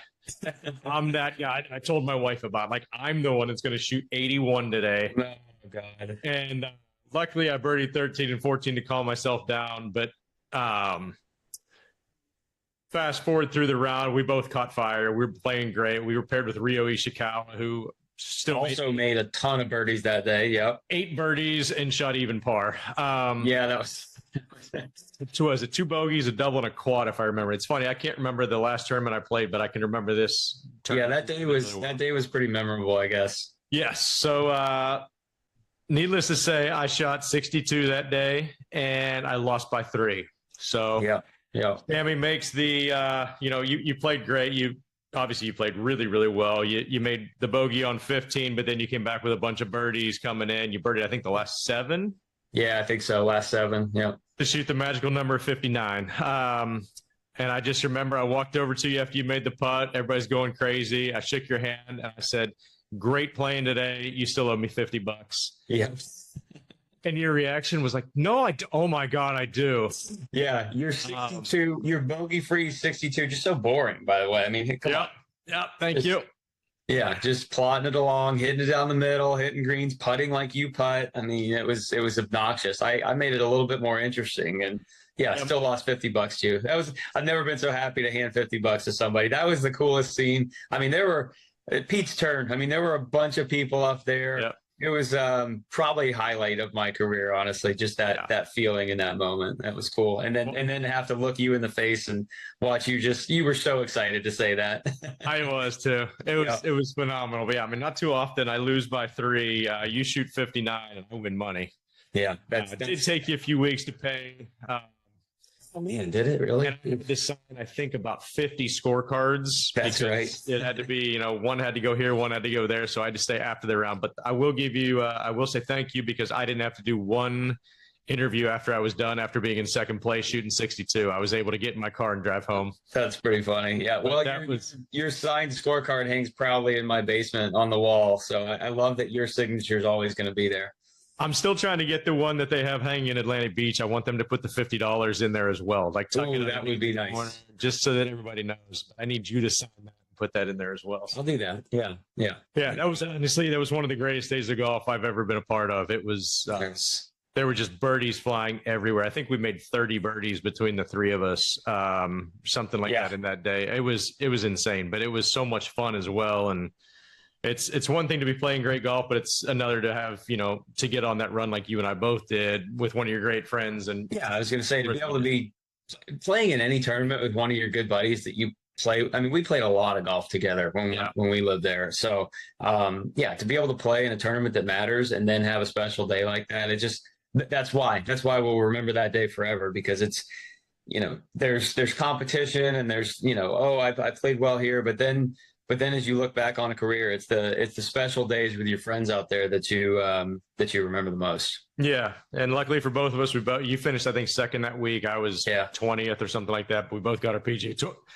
Excuse me, we both got our PGA Tour cards, and that was the goal for the week. And it just turned out to be a magical week, like you said. So really fun. In 2018, we're both playing on the PGA Tour, and we were playing quite a few practice rounds together. So we were lucky enough, or I guess I was lucky enough. You were starting to play with Jason Bone and Carl Pedersen quite a bit. And my favorite year on tour because of this grouping. Yeah. Yes. And I can't remember how it happened, but you called me at Greenbrier and said, look, I need a partner tomorrow. We got Boney and Carl. You want to go? I was like, heck yes. Like, this is going to be. And those were some of my favorite rounds of all time, because those two are just absolute characters. Yeah. Well, and we had a regular game, though. That's the thing. Like, of all of the times of time on tour, practice rounds are miserable out there. I'm going to go ahead and let the whole world know that watches this. Practice rounds on the PGA Tour are one of my least favorite things in the world. They're just a bunch of guys out there by themselves. Occasionally you go out and play and you just hit shots and you chip and you putt. And it's just, for me, it was almost hurtful, just a regular practice round. But, Bone and Carl, they invited us into their world, and they had the regular Tuesday game. And it was kind of similar to our game, but it was, we had a bogey free bet. And then there was typically a Nassau, but the bogey free part, and I'll let you go on this, because that was where it really got fun with those guys. Yeah. So I got to set it up with Greenbrier first. So Sam and I were obviously on a team against those two. And it was $100 if the guy went bogey free. Everybody in the group, even his teammate, had to pay him. Right. So we go play Greenbrier, and Carl shoots Boney shoots 62 on us at Greenbrier in the practice round. So we all owed him, $100. He makes 300. Then the team bets, they cleaned us up there too. So of course we set up the rematch for next week in Canada. Mm-hmm. Going back to Glen Abbey, where I may have had a bit of a bunker incident a couple of years, or the year before. But we don't need to talk about that. This is a positive podcast. But anyway, we have a great little match going. I think there's 4 bets going into 18. I'm bogey free. I think I'm 7 under on the day. And we get to 18, the famous par 5, where Tiger hit the 6-iron out of the bunker. And so we go up there, and I'm in like the left side of the fairway. Everybody's hits good drives. Oh my gosh, I remember this. Yeah. You're my teammate. You rinse it. And then Boney steps up going for the green. He rinses it. So now it's up to Carl, and Carl knocks it on the green in 2. And needless to say, I wasn't comfortable hitting that second shot, and I was struggling with the fairway woods at that point. And it was like a perfect little 5-wood for me, but I was just afraid if I miss this at all, it's in the water, and I cost myself $300. 230 to the front, the Tour Pro's laying up. Yep. So I just kept looking at it. I'm like, you sure about this number, Zoo? And he's like, yep, I'm sure. And I go, am I really going to do this? He's like, oh, yeah, you got to do this. So I just remember I grabbed the 8-iron out of the bag, and I chipped it down the fairway just short of the water. And I look over, and Boney's like this, arms crossed, just staring at me, shaking his head like this, like the disapproving father look, right? And I was like, Boney, I don't care. I don't even care right now. I'm not actually hitting that shot. Was a more courageous play to lay up than it ever would have been to go for it, because you knew you were never going to hear the end of that. Oh, I know. Ever. So I wedged it on the green. I ended up making the putt. You and I win the team bets a little bit. And I don't remember what I was a little delayed. Everybody was going to go in. We're going to have lunch together, right? So I was like 5 minutes behind you guys for some reason. And I go walking into the lunchroom, and Boney has told the entire lunchroom about what I just did. And quietly, he's such a soft talker. Oh my God. Yeah. That high pitch. Like, oh my God, we just laid it up. He had 205 to the front edge, I think. I don't know. But yeah, the entire lunchroom knew by the time I got in there that I laid the thing up. And so let's flash forward to, I think it was Thursday morning. I go to my locker to get ready for my round. And I go to unlock or open my locker door and it's locked for some reason. They don't lock them there. Yeah. What's going on? So I asked the locker room attendant, "You mind unlocking this for me?" "Yeah, no problem." So he kind of gives me a little smirk too when he's doing it. So I open my locker up and there's a hanger in there, and there's a pair of lace pink women's panties that are about size 46, right? I mean, these things are enormous. They would cover a Volkswagen. And they're just hanging in my locker, and I lost it. I fell down laughing so hard. And I walk upstairs, and sure enough, Boney's up there. I said, "Boney, you in my locker this morning?" He's, "No, no idea what you're talking about." And I was like, "Well played, sir." Yeah, you earned him. He was proud of that. So the best part of it was he told me that he and Carl actually left the practice round. They both went to like a Marshall's together. They're wandering through the women's lingerie section, and they'd be 20 yards apart. And "Hey, Boney, look at these things. How these work?" And it was phenomenal. But the second part of that, where you come into play again, is they were in my golf bag forever because I was going to try to get somebody back, and I forgot they were in there. And later on, this now. Yeah, we're in Ohio State playing the Corn Ferry Tour playoffs, and I see him in my golf bag, and I make my caddy walk over and distract you and your caddy. So I take your driver head cover, I pull it off, and I put these things up in your driver head cover and put it back on your driver. So now you're going to go to the first tee, and you're going to pull that thing off the hit driver, and a pair of large ass pink drawers are about to fall off right on the tee in front of the whole crowd. And I'll be honest, I had tears rolling down my face. I'm waiting for it. I'm like this, watching. You grab the head cover, pull it off, hit your tee shot. They got stuck up in there. They just stayed there. Yeah. And I forgot to bring it up later in the round. Those things were in your head cover for 3 weeks before I can't remember who was caddying for you at the time. Probably Spencer. Yeah. I was like, "Hey, Spencer, did you check and find anything?" He's like, "Dude, we found him like 2.5 weeks later. I just happened to reach up in there. I saw him and we threw him out." But oh my God, that was the prank that didn't go through It was a big fail for you, but yeah, it was that happened. Those practice rounds with Bone and Carl were the best. I mean, that was that camaraderie that we're talking about, and it made for me my best year on tour by far, both enjoyment and the way I played, just because there was something to look forward to every week outside of just the tournament, outside of competition. You talk about good for your mental health. Go play a practice round with those two, and my God, it was so much fun. You walk with a smile on your face the whole day. Exactly. So now, watching the video, we did notice that in the video you don't have the normal golfer tan lines. Yeah. Is that because you think you still live in Florida and refuse to wear a shirt in Colorado? And secondly, wouldn't wearing a shirt help cover up the body odor from your new homemade deodorant? No. That's also a fair question. No, listen, I live in Colorado and I absolutely love it. Great state, but I'm a proud Florida man, and I need the neighbors to know that. So yeah, I'm constantly just, but hey, vitamin D, man, it's one of the best supplements on planet Earth. It's what gives us life. So yeah, I'm out there shirtless as much as I possibly can now. And it's nice to not have the golfer's tan. It feels good. Yeah. That's good. You want to elaborate on the deodorant at all? Well, yeah, currently I'm using one. It's not homemade. It's not actually the Van Man. Check out the Van Man company. Guy's great. Absolutely love his products. It's like a magnesium and coconut paste that you just stick. Hey, it works. You got to be careful about what you're spreading on your armpits. Let's go, Van Man. I love it. If 37-year-old Sam Saunders could go back and tell 22-year-old Sam Saunders the things that would help him have a long and successful career, what would he tell him? Make as many friends as you can. Keep up with your relationships. Keep in touch with people.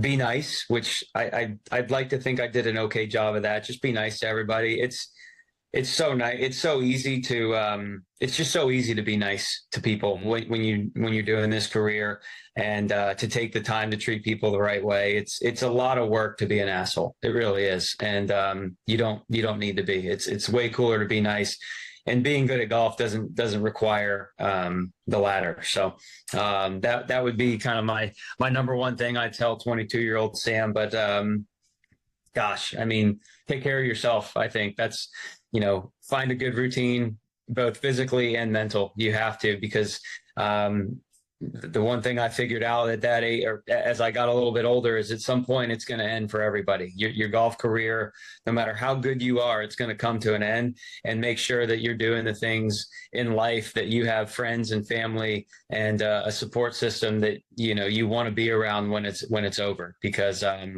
there's a long life. Life's long, and there's all kinds of challenges, and you need people around you. And if you don't, it's going to be tough.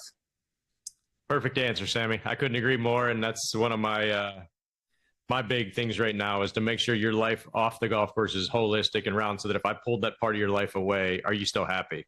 Are you content with who you are? Are you content with the people around you? And so that was a great answer.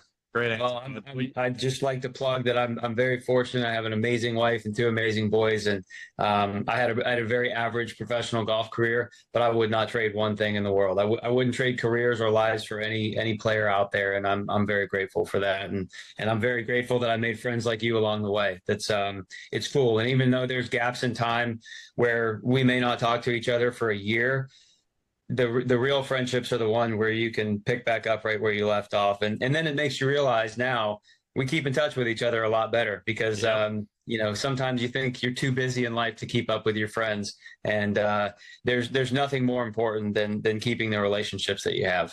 Yep. Couldn't agree more. Well, Sammy, I can't thank you enough for coming on. I wish you nothing but the best with your new television career and with the family businesses, and I look forward to our next round together soon. Yep, me too, Weedy. We'll do the usual. The usual. I love it, baby. All right. Best of luck to you, man. And I'll be watching you on TV this week. Thanks again, Sammy. You bet. See you soon. Right. Take care, bud. Bye. So Solheim Cup matches. You played in 4 and were an assistant captain in 2. I assume you're a fan favorite in the team room and a nightmare to play against. How were those weeks for you? And what I would give to have a camera in one of your team rooms? Yeah, I mean, look, my personality is so against the grain in golf because I'm such a team player. Like, I was meant to play team sports through and through. I played team sports all growing up. And so, listen, every 2 years when Solheim's coming up, I'm desperate to get on that team. If I'm not on that team, I desperately want to be part of that team. And so I've been fortunate to be part of a few now. And, my role has definitely shifted over the years. But I mean, it's just, yeah, it's seriously like one of the best weeks of my life. Like the one that we just had, a couple of weeks ago, yeah, we lost, but one of the best weeks of my life. Like, I just feel like the girls really come out of their shell, their personalities. There's like a strength inside them that even they didn't know, like in a team setting. And it's, the camaraderie, the banter, like you can just see everybody getting more comfortable throughout the week. And that's just what I absolutely love. And just everyone just coming together and just being a unit just for 1 week every 2 years. And absolutely try and destroy the Americans is just a thing of beauty. And yeah, it's just, it literally builds friendships for life, and just the atmosphere. And even on the American side, like just the actual competition itself is just, electric. And we all have a few beers at the end of the week. The Americans usually come in our team room because we obviously have the better party, even if they win. So they usually all kind of overflood our team room, and it's just celebrating, honestly, just an amazing showcase of, women's golf. And it's just, yeah, just an unbelievable week, something I'm very passionate about, and hopefully I'm a part of many, many more. Yep. I think you hit it on the head with one word there, passion. I think those weeks are incredible to watch, just watching the passion, but the players that, rallying around each other as a team. I'm assuming you had a bunch of good partnerships out there. Did anybody stand out in particular other than Leona McGuire? Yeah. Yeah, I mean, listen, I've been very fortunate. I was, kind of paired with Laura in my rookie one, and then, which obviously is a dream come true. Good friend of mine now, but was an absolute icon growing up. Yep.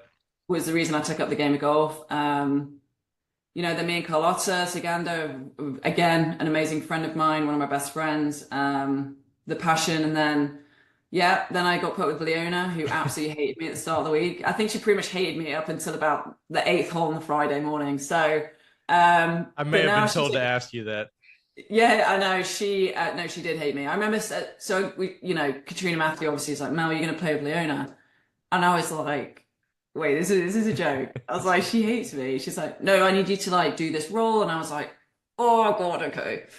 So we're playing a practice round, and she's obviously not said a word to me. So, and I'm trying my hardest, and I just went, "Look, you don't like me, do you?" She's like, "No," and I was like, "Is there anything I can do for you not to hate me as much as you do?" She was like, "Yeah, basically just stay out of my way." And I was like, "Well, I'm not going to do that." I said, "Just give me like this afternoon." I said, "I'm going to shoot you some like banter, and I'm going to shoot you some of this." And she was like, "Well, yeah, whatever."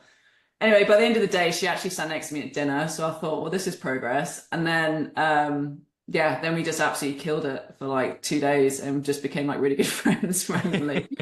But yeah, she's, she's very quiet. She's very opposite of me, very quiet, very kind of calm. Um, she's just very thoughtful in what she says, not like a jabbermouth like me. Just an all-round, honestly, just top girl and fierce as hell competitor. I Yeah. mean, yeah, she's a prop. We call her the Lion for a reason. Yeah. And she's just, yeah, she's a fantastic girl, and obviously the spine of Solheim Cup, and yeah, she's just a great person to be on our team. So we're very, very grateful that she's Good. on our team. You're gonna ask something else, aren't you? Nope. Your boy Georgie Okay, had me ask you that one. So I talked to Jorge this morning, and he's like, "Yep, you need to ask her about this pairing. It was an interesting setup, to say the least." Oh, good. No, I mean, when I say she hated me, I mean, her sister hated me as well. Her sister never spoke to me. She's like, "I hate you as well." I was like, cool. That's like, cheers. Oh, that's But yeah, awesome. they warmed up to me in the end. They warmed up to me. Yep.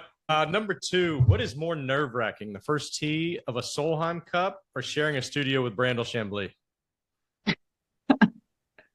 Definitely sharing a studio with Brandel. Yeah. Definitely. My first time on set with him, I was pretty nervous. I didn't really, I mean, obviously I watched him on TV, and then I was like, oh, I don't know how he's gonna react with me, like a bit of a newbie, don't know what I'm doing.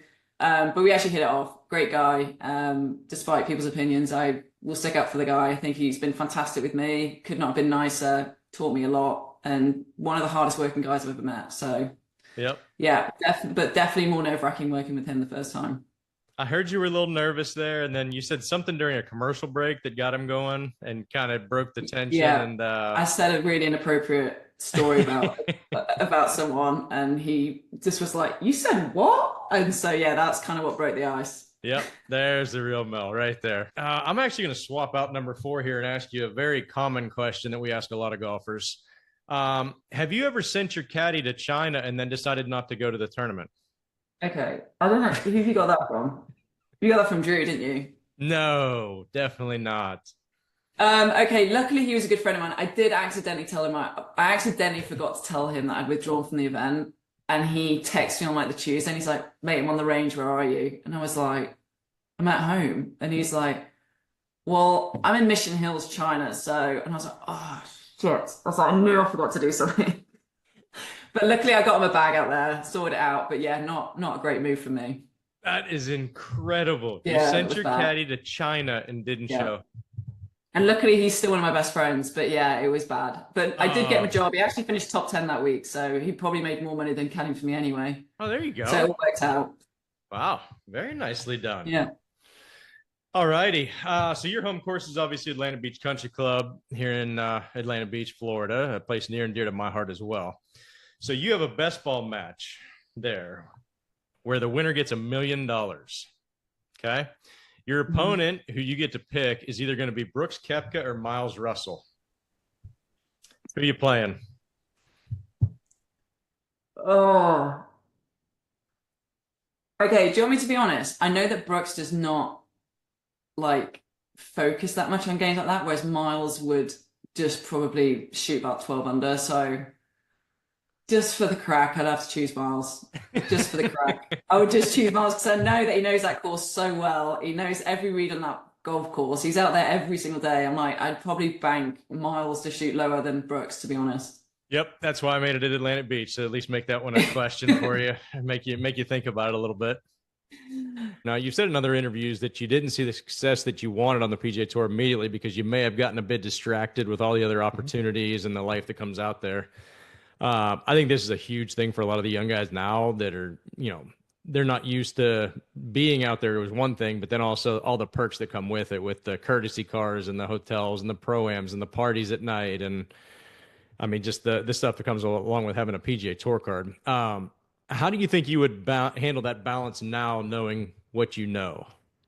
Yeah, a lot different. There's no doubt. I'll be totally honest. Like, growing up, I was a shy guy in high school. I wasn't chasing women around and all that. And even in college, like I was all about golf all day, every day. And when the run for me happened of playing so well in '07 and then winning twice on the Corn Ferry Tour, I was like, man, golf's pretty easy. Like, I'm just going to keep doing this. I'm going to roll it into winning a couple times a year and just have this great long career on the PGA Tour, be one of the best players in the world. And then I got out there and the money's different. Like you said, the cars, there's a lot more things to do at night. You get a lot more attention from other things. And yeah, it's different. It's definitely was a learning experience. It took me several years to get comfortable out on the PGA Tour. And when you're a young kid and you're making good money and living that awesome life of traveling around on the PGA Tour, playing in front of thousands of people every single day, um, it's awesome. There's no doubt about it. But Yep. you got to learn how to balance it. And I just didn't do that very well early on. And I don't think I worked near as hard as I did, leading up to professional golf and even that first year on the Corn Ferry Tour. Yeah, it's kind of hard, like you said. It's one thing you go there, and not only do you want to stay on the range a little bit longer, and you want to see because there's club reps everywhere. They're just handing you things to try. There's people all around watching you practice, watching you putt, and you want to sign autographs. You want to do all these things, and then at night it's like, oh, by the way, Darius Rucker's playing a pro-am party. You guys can go and have all the food and drinks you want too. And it's like instead of going home, relaxing, getting yourself ready for the next day, then you're out late doing that stuff. And I did a lot of Yeah. that stuff my first year on tour as well. And it's like, I'm not going to turn these down. Like, I'll sleep at some point, but Yeah. didn't work out so well. But yeah, it's same stuff. It's like, it's hard to turn down those opportunities. It's out there. And I mean, look, the most important days of a PGA Tour event are Saturday and Sunday. The most fun nights are Friday and Saturday. Like you got to choose. Yep. And sometimes we all don't make the best decisions. That was one of the dangerous spots I always found myself in, was about being 60th or 65th going into a Sunday. Sunday was not going to go well. I just remembered I showed up at Quail Hollow the one year and twosomes on Sunday, and we were like third group off, and I was with Rich Beam. And Rich looked at me on the first hole, and he goes, just to let you know, I have a 1:30 flight.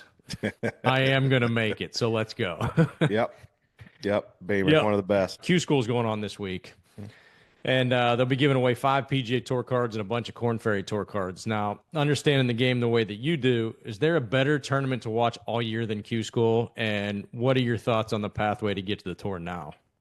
No, so I absolutely just hate that Q School's not the way it used to be. Yes. If you're a sicko like me and a bunch of my friends, like that Monday, the final round, the 6th round, whoever made it 6 rounds is an asshole. I'm sorry. Like, why you had to just torture us for 6 days, because we've all gone through it. But it's some of the best TV in golf all year. Yes. I love that a guy could go. I mean, out here at Whisper Rock, we have so many aspiring professionals that are caddies. Like, you can go from caddying at Whisper Rock to playing on the PGA Tour. You can go from, being a valet guy to being on the PGA Tour. Those stories don't happen anymore. And I was against it when I get it for the Corn Ferry Tour. Like, if they wanted to stick around and put up all the money they do, like, they wanted to be the pathway. And I love what they've done. I think guys that spend a year on the Corn Ferry Tour are much more prepared than the guys that just make it through Q School. There's no doubt. You're learning how to be a professional. Yep. Learning how to travel, be on your own, all that. But I think it's very unfortunate. I'm glad they added the 5 cards back. I don't think it's enough. I just look. I was one of those guys. I double bogeyed the last hole at Palm Springs to think I missed my PGA Tour card, and because Roberto Castro and I believe Mark Anderson already had their card but went to improve their number, finished ahead of me, I moved up to 25th and got my card. Like, I honestly thought in 2000, that was the winter of 2011, I was like, I'm done. Like that, I was just gut wrench. I was balling and scoring. And then I think Brad Fable, he's like, hey, you're good. You're going to finish T25.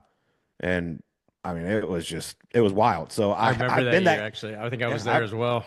I've been that guy that was the one people were watching coming down the stretch because he's the one who could puke it off. Yep. And I just love watching guys going out there and birdieing the last 3 to get a PGA Tour card. And then you see in the interviews how much it means to them. I just love it. I wish we'd bring it back. I thought it was really cool.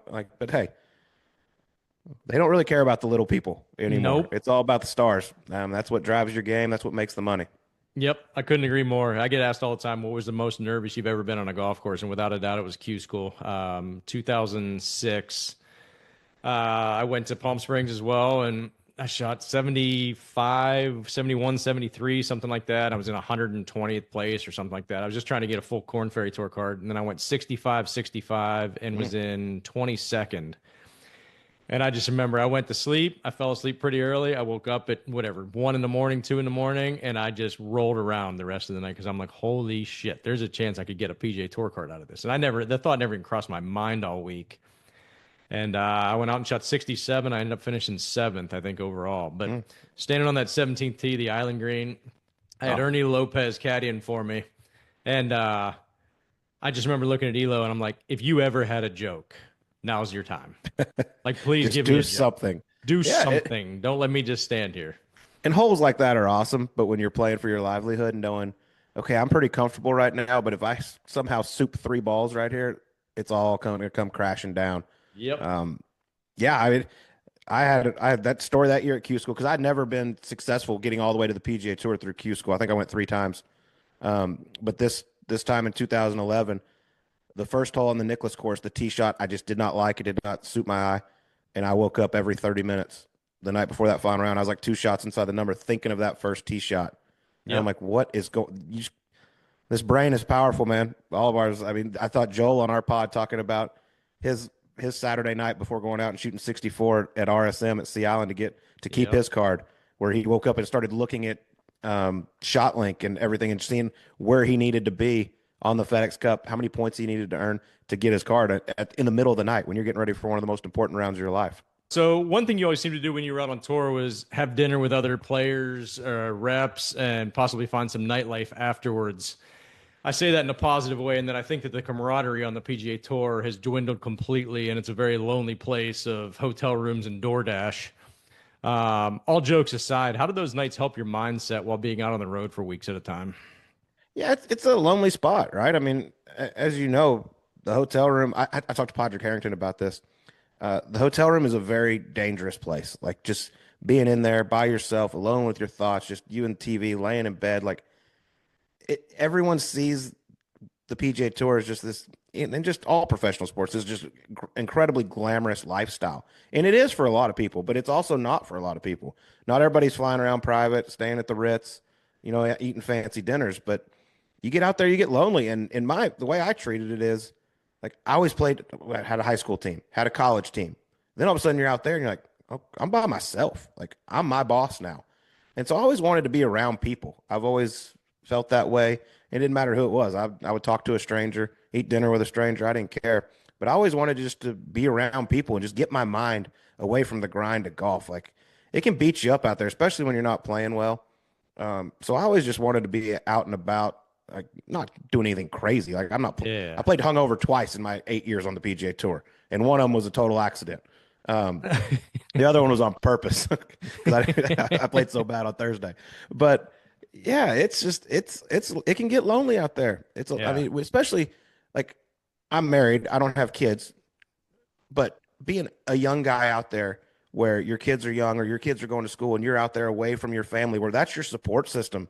It's not easy. Now, it's what I dreamed for my whole life, so I'm not going to complain about it. Yeah. But it's tough, man. You play 5-6 weeks in a row. You're out there, hotel every week, a lot of, like you said, room service.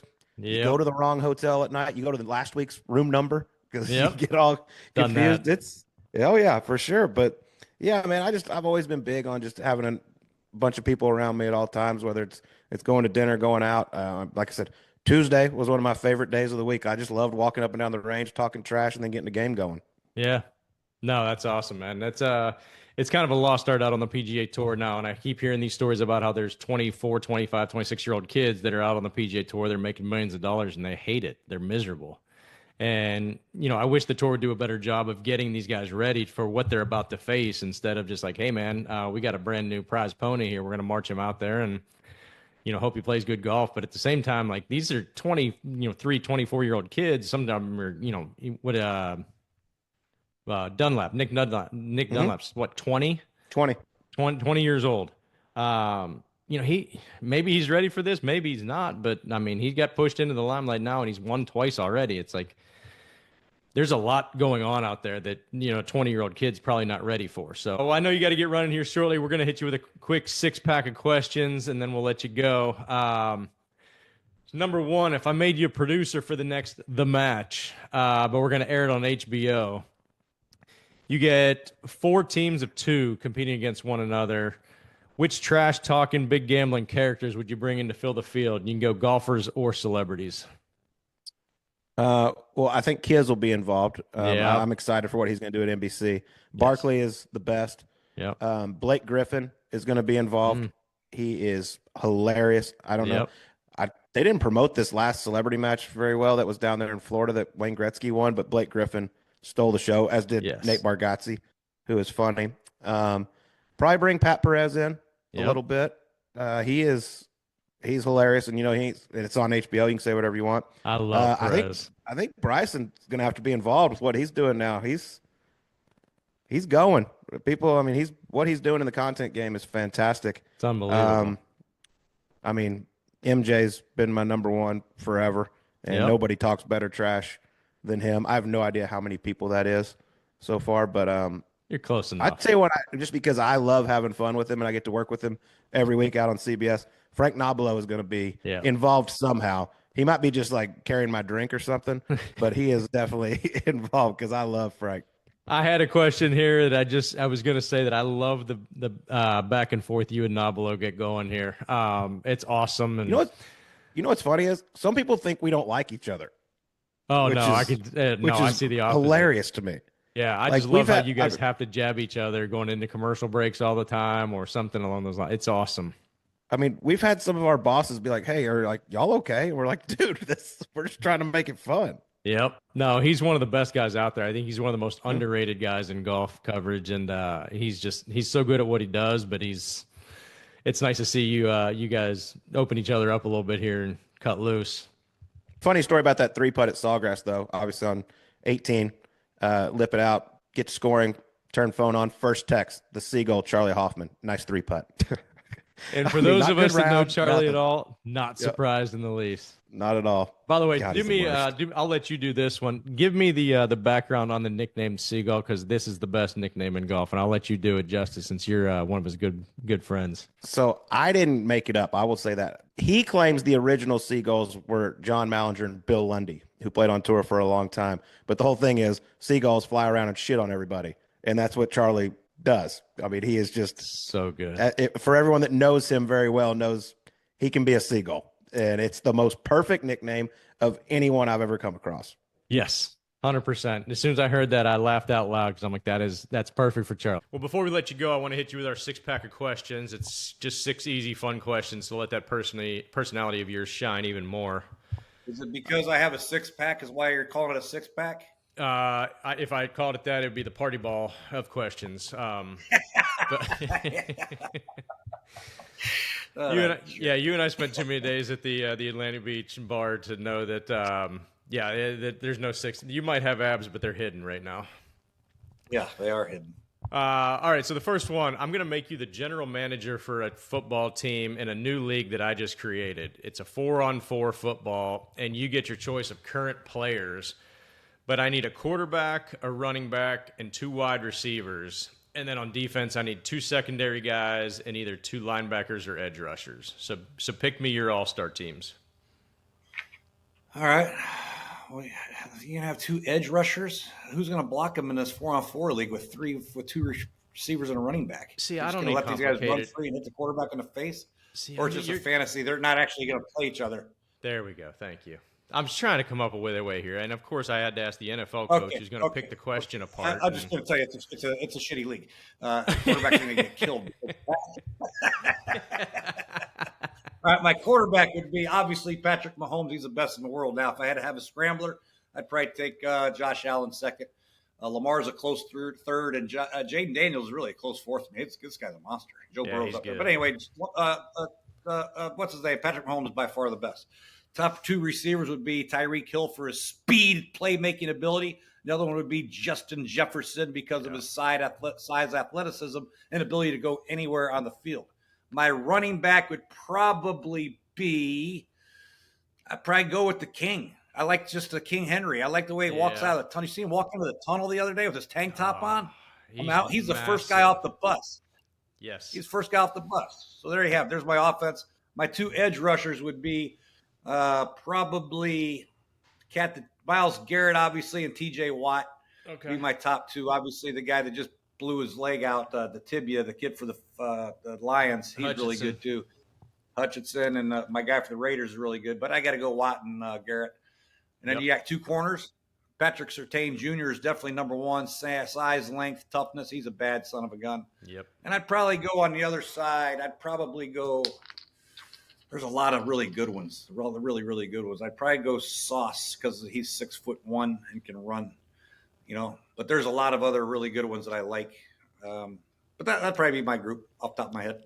I think you picked exactly all 8 players that I would have picked. Tyreek Hill was the one I wasn't sure about, but like you said, speed. As far as speed's concerned, there's nobody better. Yeah, good team for sure. And yes, I know it's a shitty league, and we won't be playing anytime soon. But you got the point eventually. You might want to put a blocker in front of T.J. Watt and Miles Garrett just for your league's sake. Yeah, the two edge rushers with no line is going to be a little tough on Mahomes. So I guess that's why we'll give you a backup quarterback or a scrambler. Well, it's going to be tough if we just line up in a shotgun and throw a screen to Tyreek Hill. It's going to be tough for those two corners to make a tackle with King Henry blocking out in front. Good point. Well, he's big enough. He might be able to take 2 of them out. Yeah. All right, so number 2, which one do you regret more? Getting into a Twitter war with RG3 or letting that ground ball go through your legs when you were 9 years old playing second base for the West Side Lions to screw up your brother's solid pitching day? Ground ball through the legs. Yeah, that was a tough day. And I had to get in the car with him after the game. That was a nightmare. It was a terrible feeling. I was second baseman, actually, and 9 years old playing a 9 through 12. I was still one of the best players at 9 years old. That's hard to do on a 9 through 12-year-old team. But my brother was the best by far, and he was a really good pitcher, good shortstop, good hitter. Played through through high school. But yeah, that was a tough deal, man. It was like a high bouncer, and I was up on it, and then it hit like one little pebble and just went shot underneath my legs. Jesus, yeah, that was tough. I'll tell you, Twitter war. The Twitter war was actually fun. Oh, I bet it was for you, as much as you like jabbing people. I stopped. I could have kept going, but my brother kind of got mad at me. My brother's like, "What the hell are you doing, man?" I go, "Well, he started it." Shit. You sound like a 9-year-old again. Golly, not my fault. He didn't, succeed in the National Football League. He's blaming me. I'll tell you the same thing I told your brother. The fact that I can't remember what I had for dinner 3 nights ago, and the detail you guys put into that story was shocking to me. 12-year-old, John and 9-year-old Jay just remember it like it was yesterday. But it's nice to see it still wearing on you. It's definitely wearing on him. It is, and I can't remember anything either, but I remember tragic events like that. I mean, that was brutal. That was a terrible day for me. Little young Jay in his room, balled up in a fetal position crying while John's outside the door yelling at him, calling him pumpkinhead and loser. And I mean, that's really, really great for a 9-year-old kid. But I did bounce back, Steve, because I'm a tough son of a gun. I think that's part of why I see all these other guys. That was a tough day. That was a tough day. In fact, I'm going to go cry right now. That question went so much better than I thought it would. I was afraid I was going to throw that out there and you wouldn't have a clue what I was talking about. Well, Jay, you survived, bud. I appreciate it. Good having you on here on the Uncomfortable Chat, and I look forward to seeing you up at AB sometime here soon. And safe travels back to DC and getting yourself back down here. We'll get together here soon. But thanks for letting the people know a little bit more about you. Well, definitely. I did some investments with you, so hopefully you're okay. I mean, my God, it's scaring the shit out of me. What do you think paid for all that rehab? You son of a gun. All right, I'll see you. Keep in touch, brother. Yep, be good, man. Take care of yourself. Well, we have a lot of junior golfers that listen to the pod, and we like to give them some little nuggets of advice that they might be able to take with them to the golf course. If it's all right with you, I'm just going to share my screen here so that I can get your feedback on the technique required to hit this golf shot. Then I had to make a decision. I was thinking, talking to my caddy, I was thinking, what would Tiger do? What would Justin Thomas do? Tiger'd probably hit the stinger. JT would probably go with the trap draw. I decided to go with the skull, and that's a shot of mine. I pull it off routinely, and I I sculpted the hell out of it. And 2 chips later, 20 feet for 20 feet, and it's good. What can I tell you? I mean, they gave it to me because I was out of the hole, but it all felt the same. It was a great feeling, and doing something that Tiger and Jack have never done. First flight or fifth flight of the member guest. They've never done that, and I've got a chance to do it. Yeah. So again, we'll go back to the juniors that are always trying to find new golf shots. You got some big shoes to step into here. We have an Annika Sorenstam on here. She was helping give some advice. We had Bob Rotella, famous sports psychologist. What do you got for us on that video? You basically have to shoot your shot. We all can't sort of swing it like Tiger, or swing it like Brooks Koepka. And it's fine to emulate that, and it's a great dream to have. But you basically, it's where you deliver the club. It's when the club face meets the ball. And oftentimes, when I can put the leading edge right in the middle of the ball and skull it, I can really use that shot to my advantage. And I really like to do that. The occasional when I've got the occasional angle that I can take and use a really good shank to advance the ball, I like to do that. Some people don't understand it, but it really doesn't matter. People didn't understand Isao Aoki's putting stroke. They didn't get it. Mm-hmm. But look what he did with that. And so I've taken the skull blank and the shank and used it to my advantage. It's just what I do. Sometimes the shank plays. I mean, sometimes if you're trying to get to a tuck pin and you shank it to the other side of the green, now all of a sudden you got green to play with. Exactly. You're just advancing. You're advancing the ball and putting yourself in position for the next shot. And you have to look at it that way. I mean, golf is a mental game, and yes, the fact that other people don't understand it doesn't diminish your genius. Yeah, your positivity with this just astounds me. And I love how positive you are with this shot. I think that there aren't enough instructors teaching these shots. So I'm really glad we could pull you in today to help broaden some of these kids and open their world to new parts of the game that they might not have seen otherwise. Well, most of the instructors they're dealing with different variables. They're trying to sell something. And, if I'm trying to get more distance, I'm not looking at equipment. I'm not looking at, the latest shaft or all this stuff. I'm looking at where's the cart path. Mm-hmm. If you've got a cart path that's going in the direction you want the ball to go, why not use that as to gain distance? I mean, it's only a golf ball. You're probably going to lose it anyway. Who cares if it gets scuffed up a little bit? Go for the distance that way. Why pay $600 for a driver when there's a free cart path sitting out there? Right. How many golf balls is that? That's right. Not a problem. Yeah. So use the cart path. It's economical. I mean, it's just everybody wins. Yeah. Some people think the ponds are there for hazards. I think they're there just to give people golf balls. So again, you don't need to, if you're going to bang them off cart pads anyway, you don't need to go buy the new Pro Vs. No. That's why range balls were invented. Yeah, exactly. How many of them can you actually steal without getting caught? It's a great game. It's not theft. You're borrowing it. It remains on the property. It's a good point. Well, thanks for that tidbit. So after college, you headed overseas to play professionally in Spain and Italy for 3 years, then decided to come home and be part of Coach K's staff while getting your law degree. You coached for 3 years from 1990 to 92, and the team went to 3 Final Fours and won 2 NCAA championships. My question to you is, was Coach K actually overrated and simply trying to steal your thunder as a coach? Yes. And you're very intelligent, I think, to catch that, because I was there 3 years. We played in the NCAA championship game every year. Yeah. And, the program, when I decided to leave, the program really went in the toilet. And so, I don't think I get the credit I deserve for being the graduate assistant that really catapulted Duke to the next level. But I really enjoyed the 3 years. I mean, the players were unbelievable that we had. Grant Hill, Christian Laettner, Bobby Hurley, Thomas Hill, Cherokee Parks. It was a joke how talented those guys were. And the coaching staff back then, was Tommy Amaker, Mike Bray, Pete Gaudette, and myself. And I remember watching, kind of pre-practice, standing with Mike Bray and Tommy Amaker And we'd be going, my God, like, look at how much money there is out there. Like, these guys are going to make so much money in this game. And they did.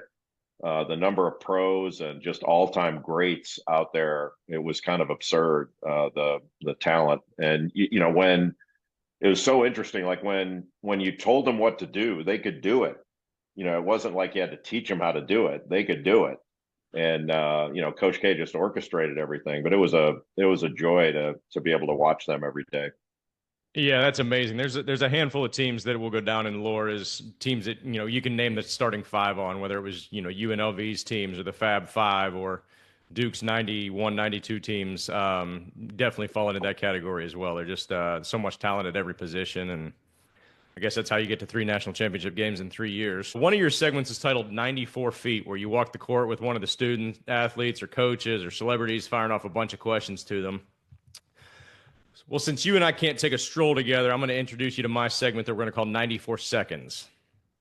Rapid fire questions, and I even got a timer for you. You tell me when you're ready to dance. I'm ready. Let's go. All righty.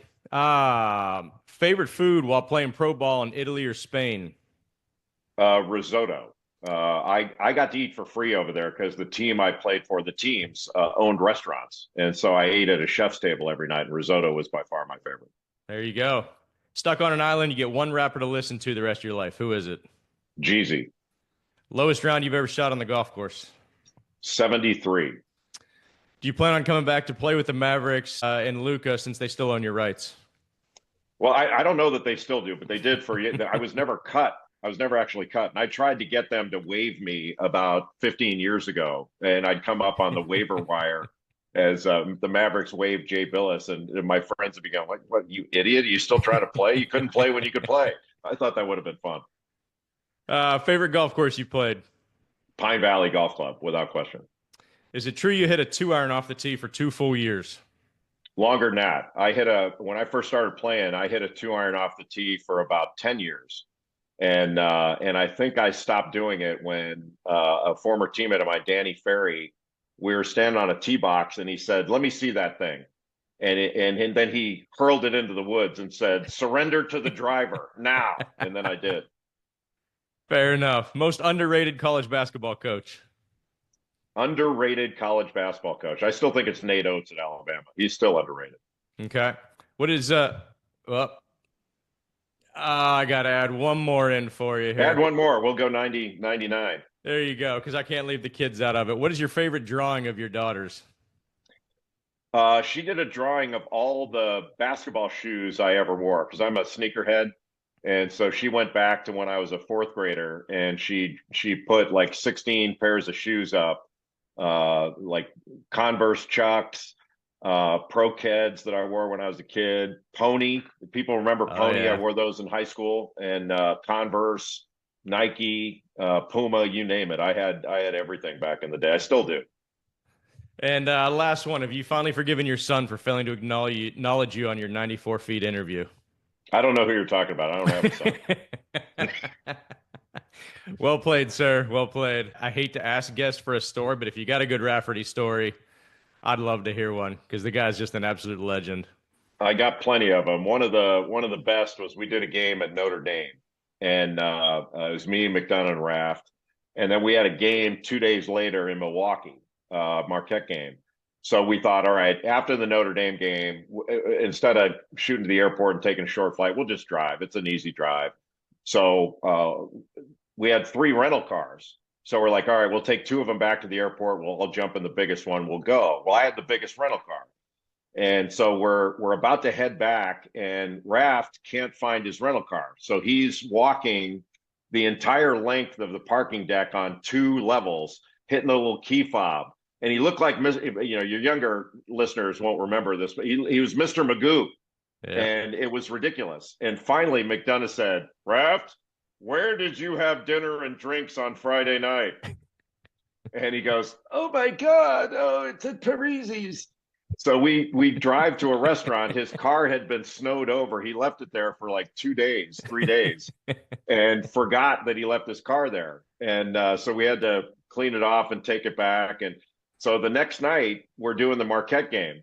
And we come on the air, and McDonough says, "Welcome everybody to Milwaukee for the Marquette, Marquette versus so and so. I'm Sean McDonough, along with Jay Billis and the star of Dude, Where's My Car, Bill Raftery." 3 people on the planet got the joke, Yep. but it was like we couldn't even speak after he said that. I guess he was holding that to say it on the air. It was fantastic. Oh, that's awesome. What a good story. Coach Knight would often come out and hit golf balls with us. And funny story. So we had practice the one afternoon. We finished up around 4 o'clock. Most of the team left, and I was up on the putting green getting some practice in. And there was 2 guys down below me on the range hitting balls, and it was Coach Knight, and then right in front of him was a senior we had, and his name is Will Carson. And Will's about 5'6", weighs about 140 pounds. And Coach Knight, as you'd well know, is about 6'5", and I'll say that on the low end, and 275. He's just a monstrous human being. I couldn't get over how big the guy was. And he's standing right behind Will, and they both have drivers in their hand. And, Will's just doing his own thing, working on his drivers. And Coach Knight's standing there, and he finally got a hold of one. And I'm just watching this whole thing happen. And he catches a driver, and he's watching it, borderline club twirl. And then he stands there, and he watches Will hit one. And Will kind of one-hands it, hits it terribly, heels it, flies Coach Knight's by 40 yards. Coach Knight's like frustrated. You can see him like banging his head a little bit. Okay, gets in there and hits a couple more, and then all of a sudden he catches one. You could tell he just smoked it. Can't hit it any harder. Just a little high baby cut and goes out there, and he's all excited. He's proud of himself. And then Will hits one. He kind of hits it and then looks back down for the next ball already, and the thing flies Coach Knight's by 50 yards. And I can see what's about to happen. And Coach Knight takes his driver, picks it up, he slams it off the ground, and Will turns around. He has no idea what's going on. He's like, "You son of a bitch, you're fucking 5 feet 6 inches tall, you weigh 140 pounds, and you're one-handing them by me." And just to watch him explode was hilarious. And nobody else in the world got to see that except for me, but to sit there and watch it build for about 3 or 4 minutes was unbelievable. So before we let you go, we're going to hit you with the 6-pack of questions to finish up here. So number 1, so I've been lucky enough to play Pebble Beach probably 60 or 70 times, and I always tell people, if you don't believe in God, go play 18 holes at Pebble Beach and drive around 17-mile drive. Is there a basketball arena that has a similar mystique to it? Yes, Allen Fieldhouse at Kansas. I have said this on the air many times. It's the equivalent of St. Andrews to a golfer. That the history of it, you can feel it when you walk into the building. It's just different. And I played in Cameron Indoor Stadium, and it almost pains me to say that Allen Fieldhouse is just as good, if not better. But if I had one place that you have to go, because James Naismith was the first coach there, the guy that invented the game. Adolph Rupp played there, Dean Smith played there, Wilt Chamberlain played there, you name it. You can feel the history of it, and it's still very much the same now as it was back in the day. And all the history and tradition of what they do with the Rock Chalk Jayhawk stuff, it's a bucket list, do not miss place for any sports fan, let alone college basketball fan. It's a great answer, and an even better segue to the last part here, because I've got a 10-year-old son that is a good baseball pitcher, and when he gets out on the mound, every time he would show emotion, he would pitch poorly. And when he goes out there and he's borderline robotic, he's a great pitcher. And I tell him, it's time to go to work. It's time to go to work. Come on, bud, it's time to go to work. Take the emotion out of it. And he gets out there, and it's like, to your point and Coach K's point, next play. And so on your way out here, any chance we can get a got to go to work statement from you? Gotta go to. You mean a lyric? Yeah. My favorite one is "Summer's mine, winter too. Popping bottles in the club. That's what winners do. I got to go to work." Oh God, what a perfect way to end it.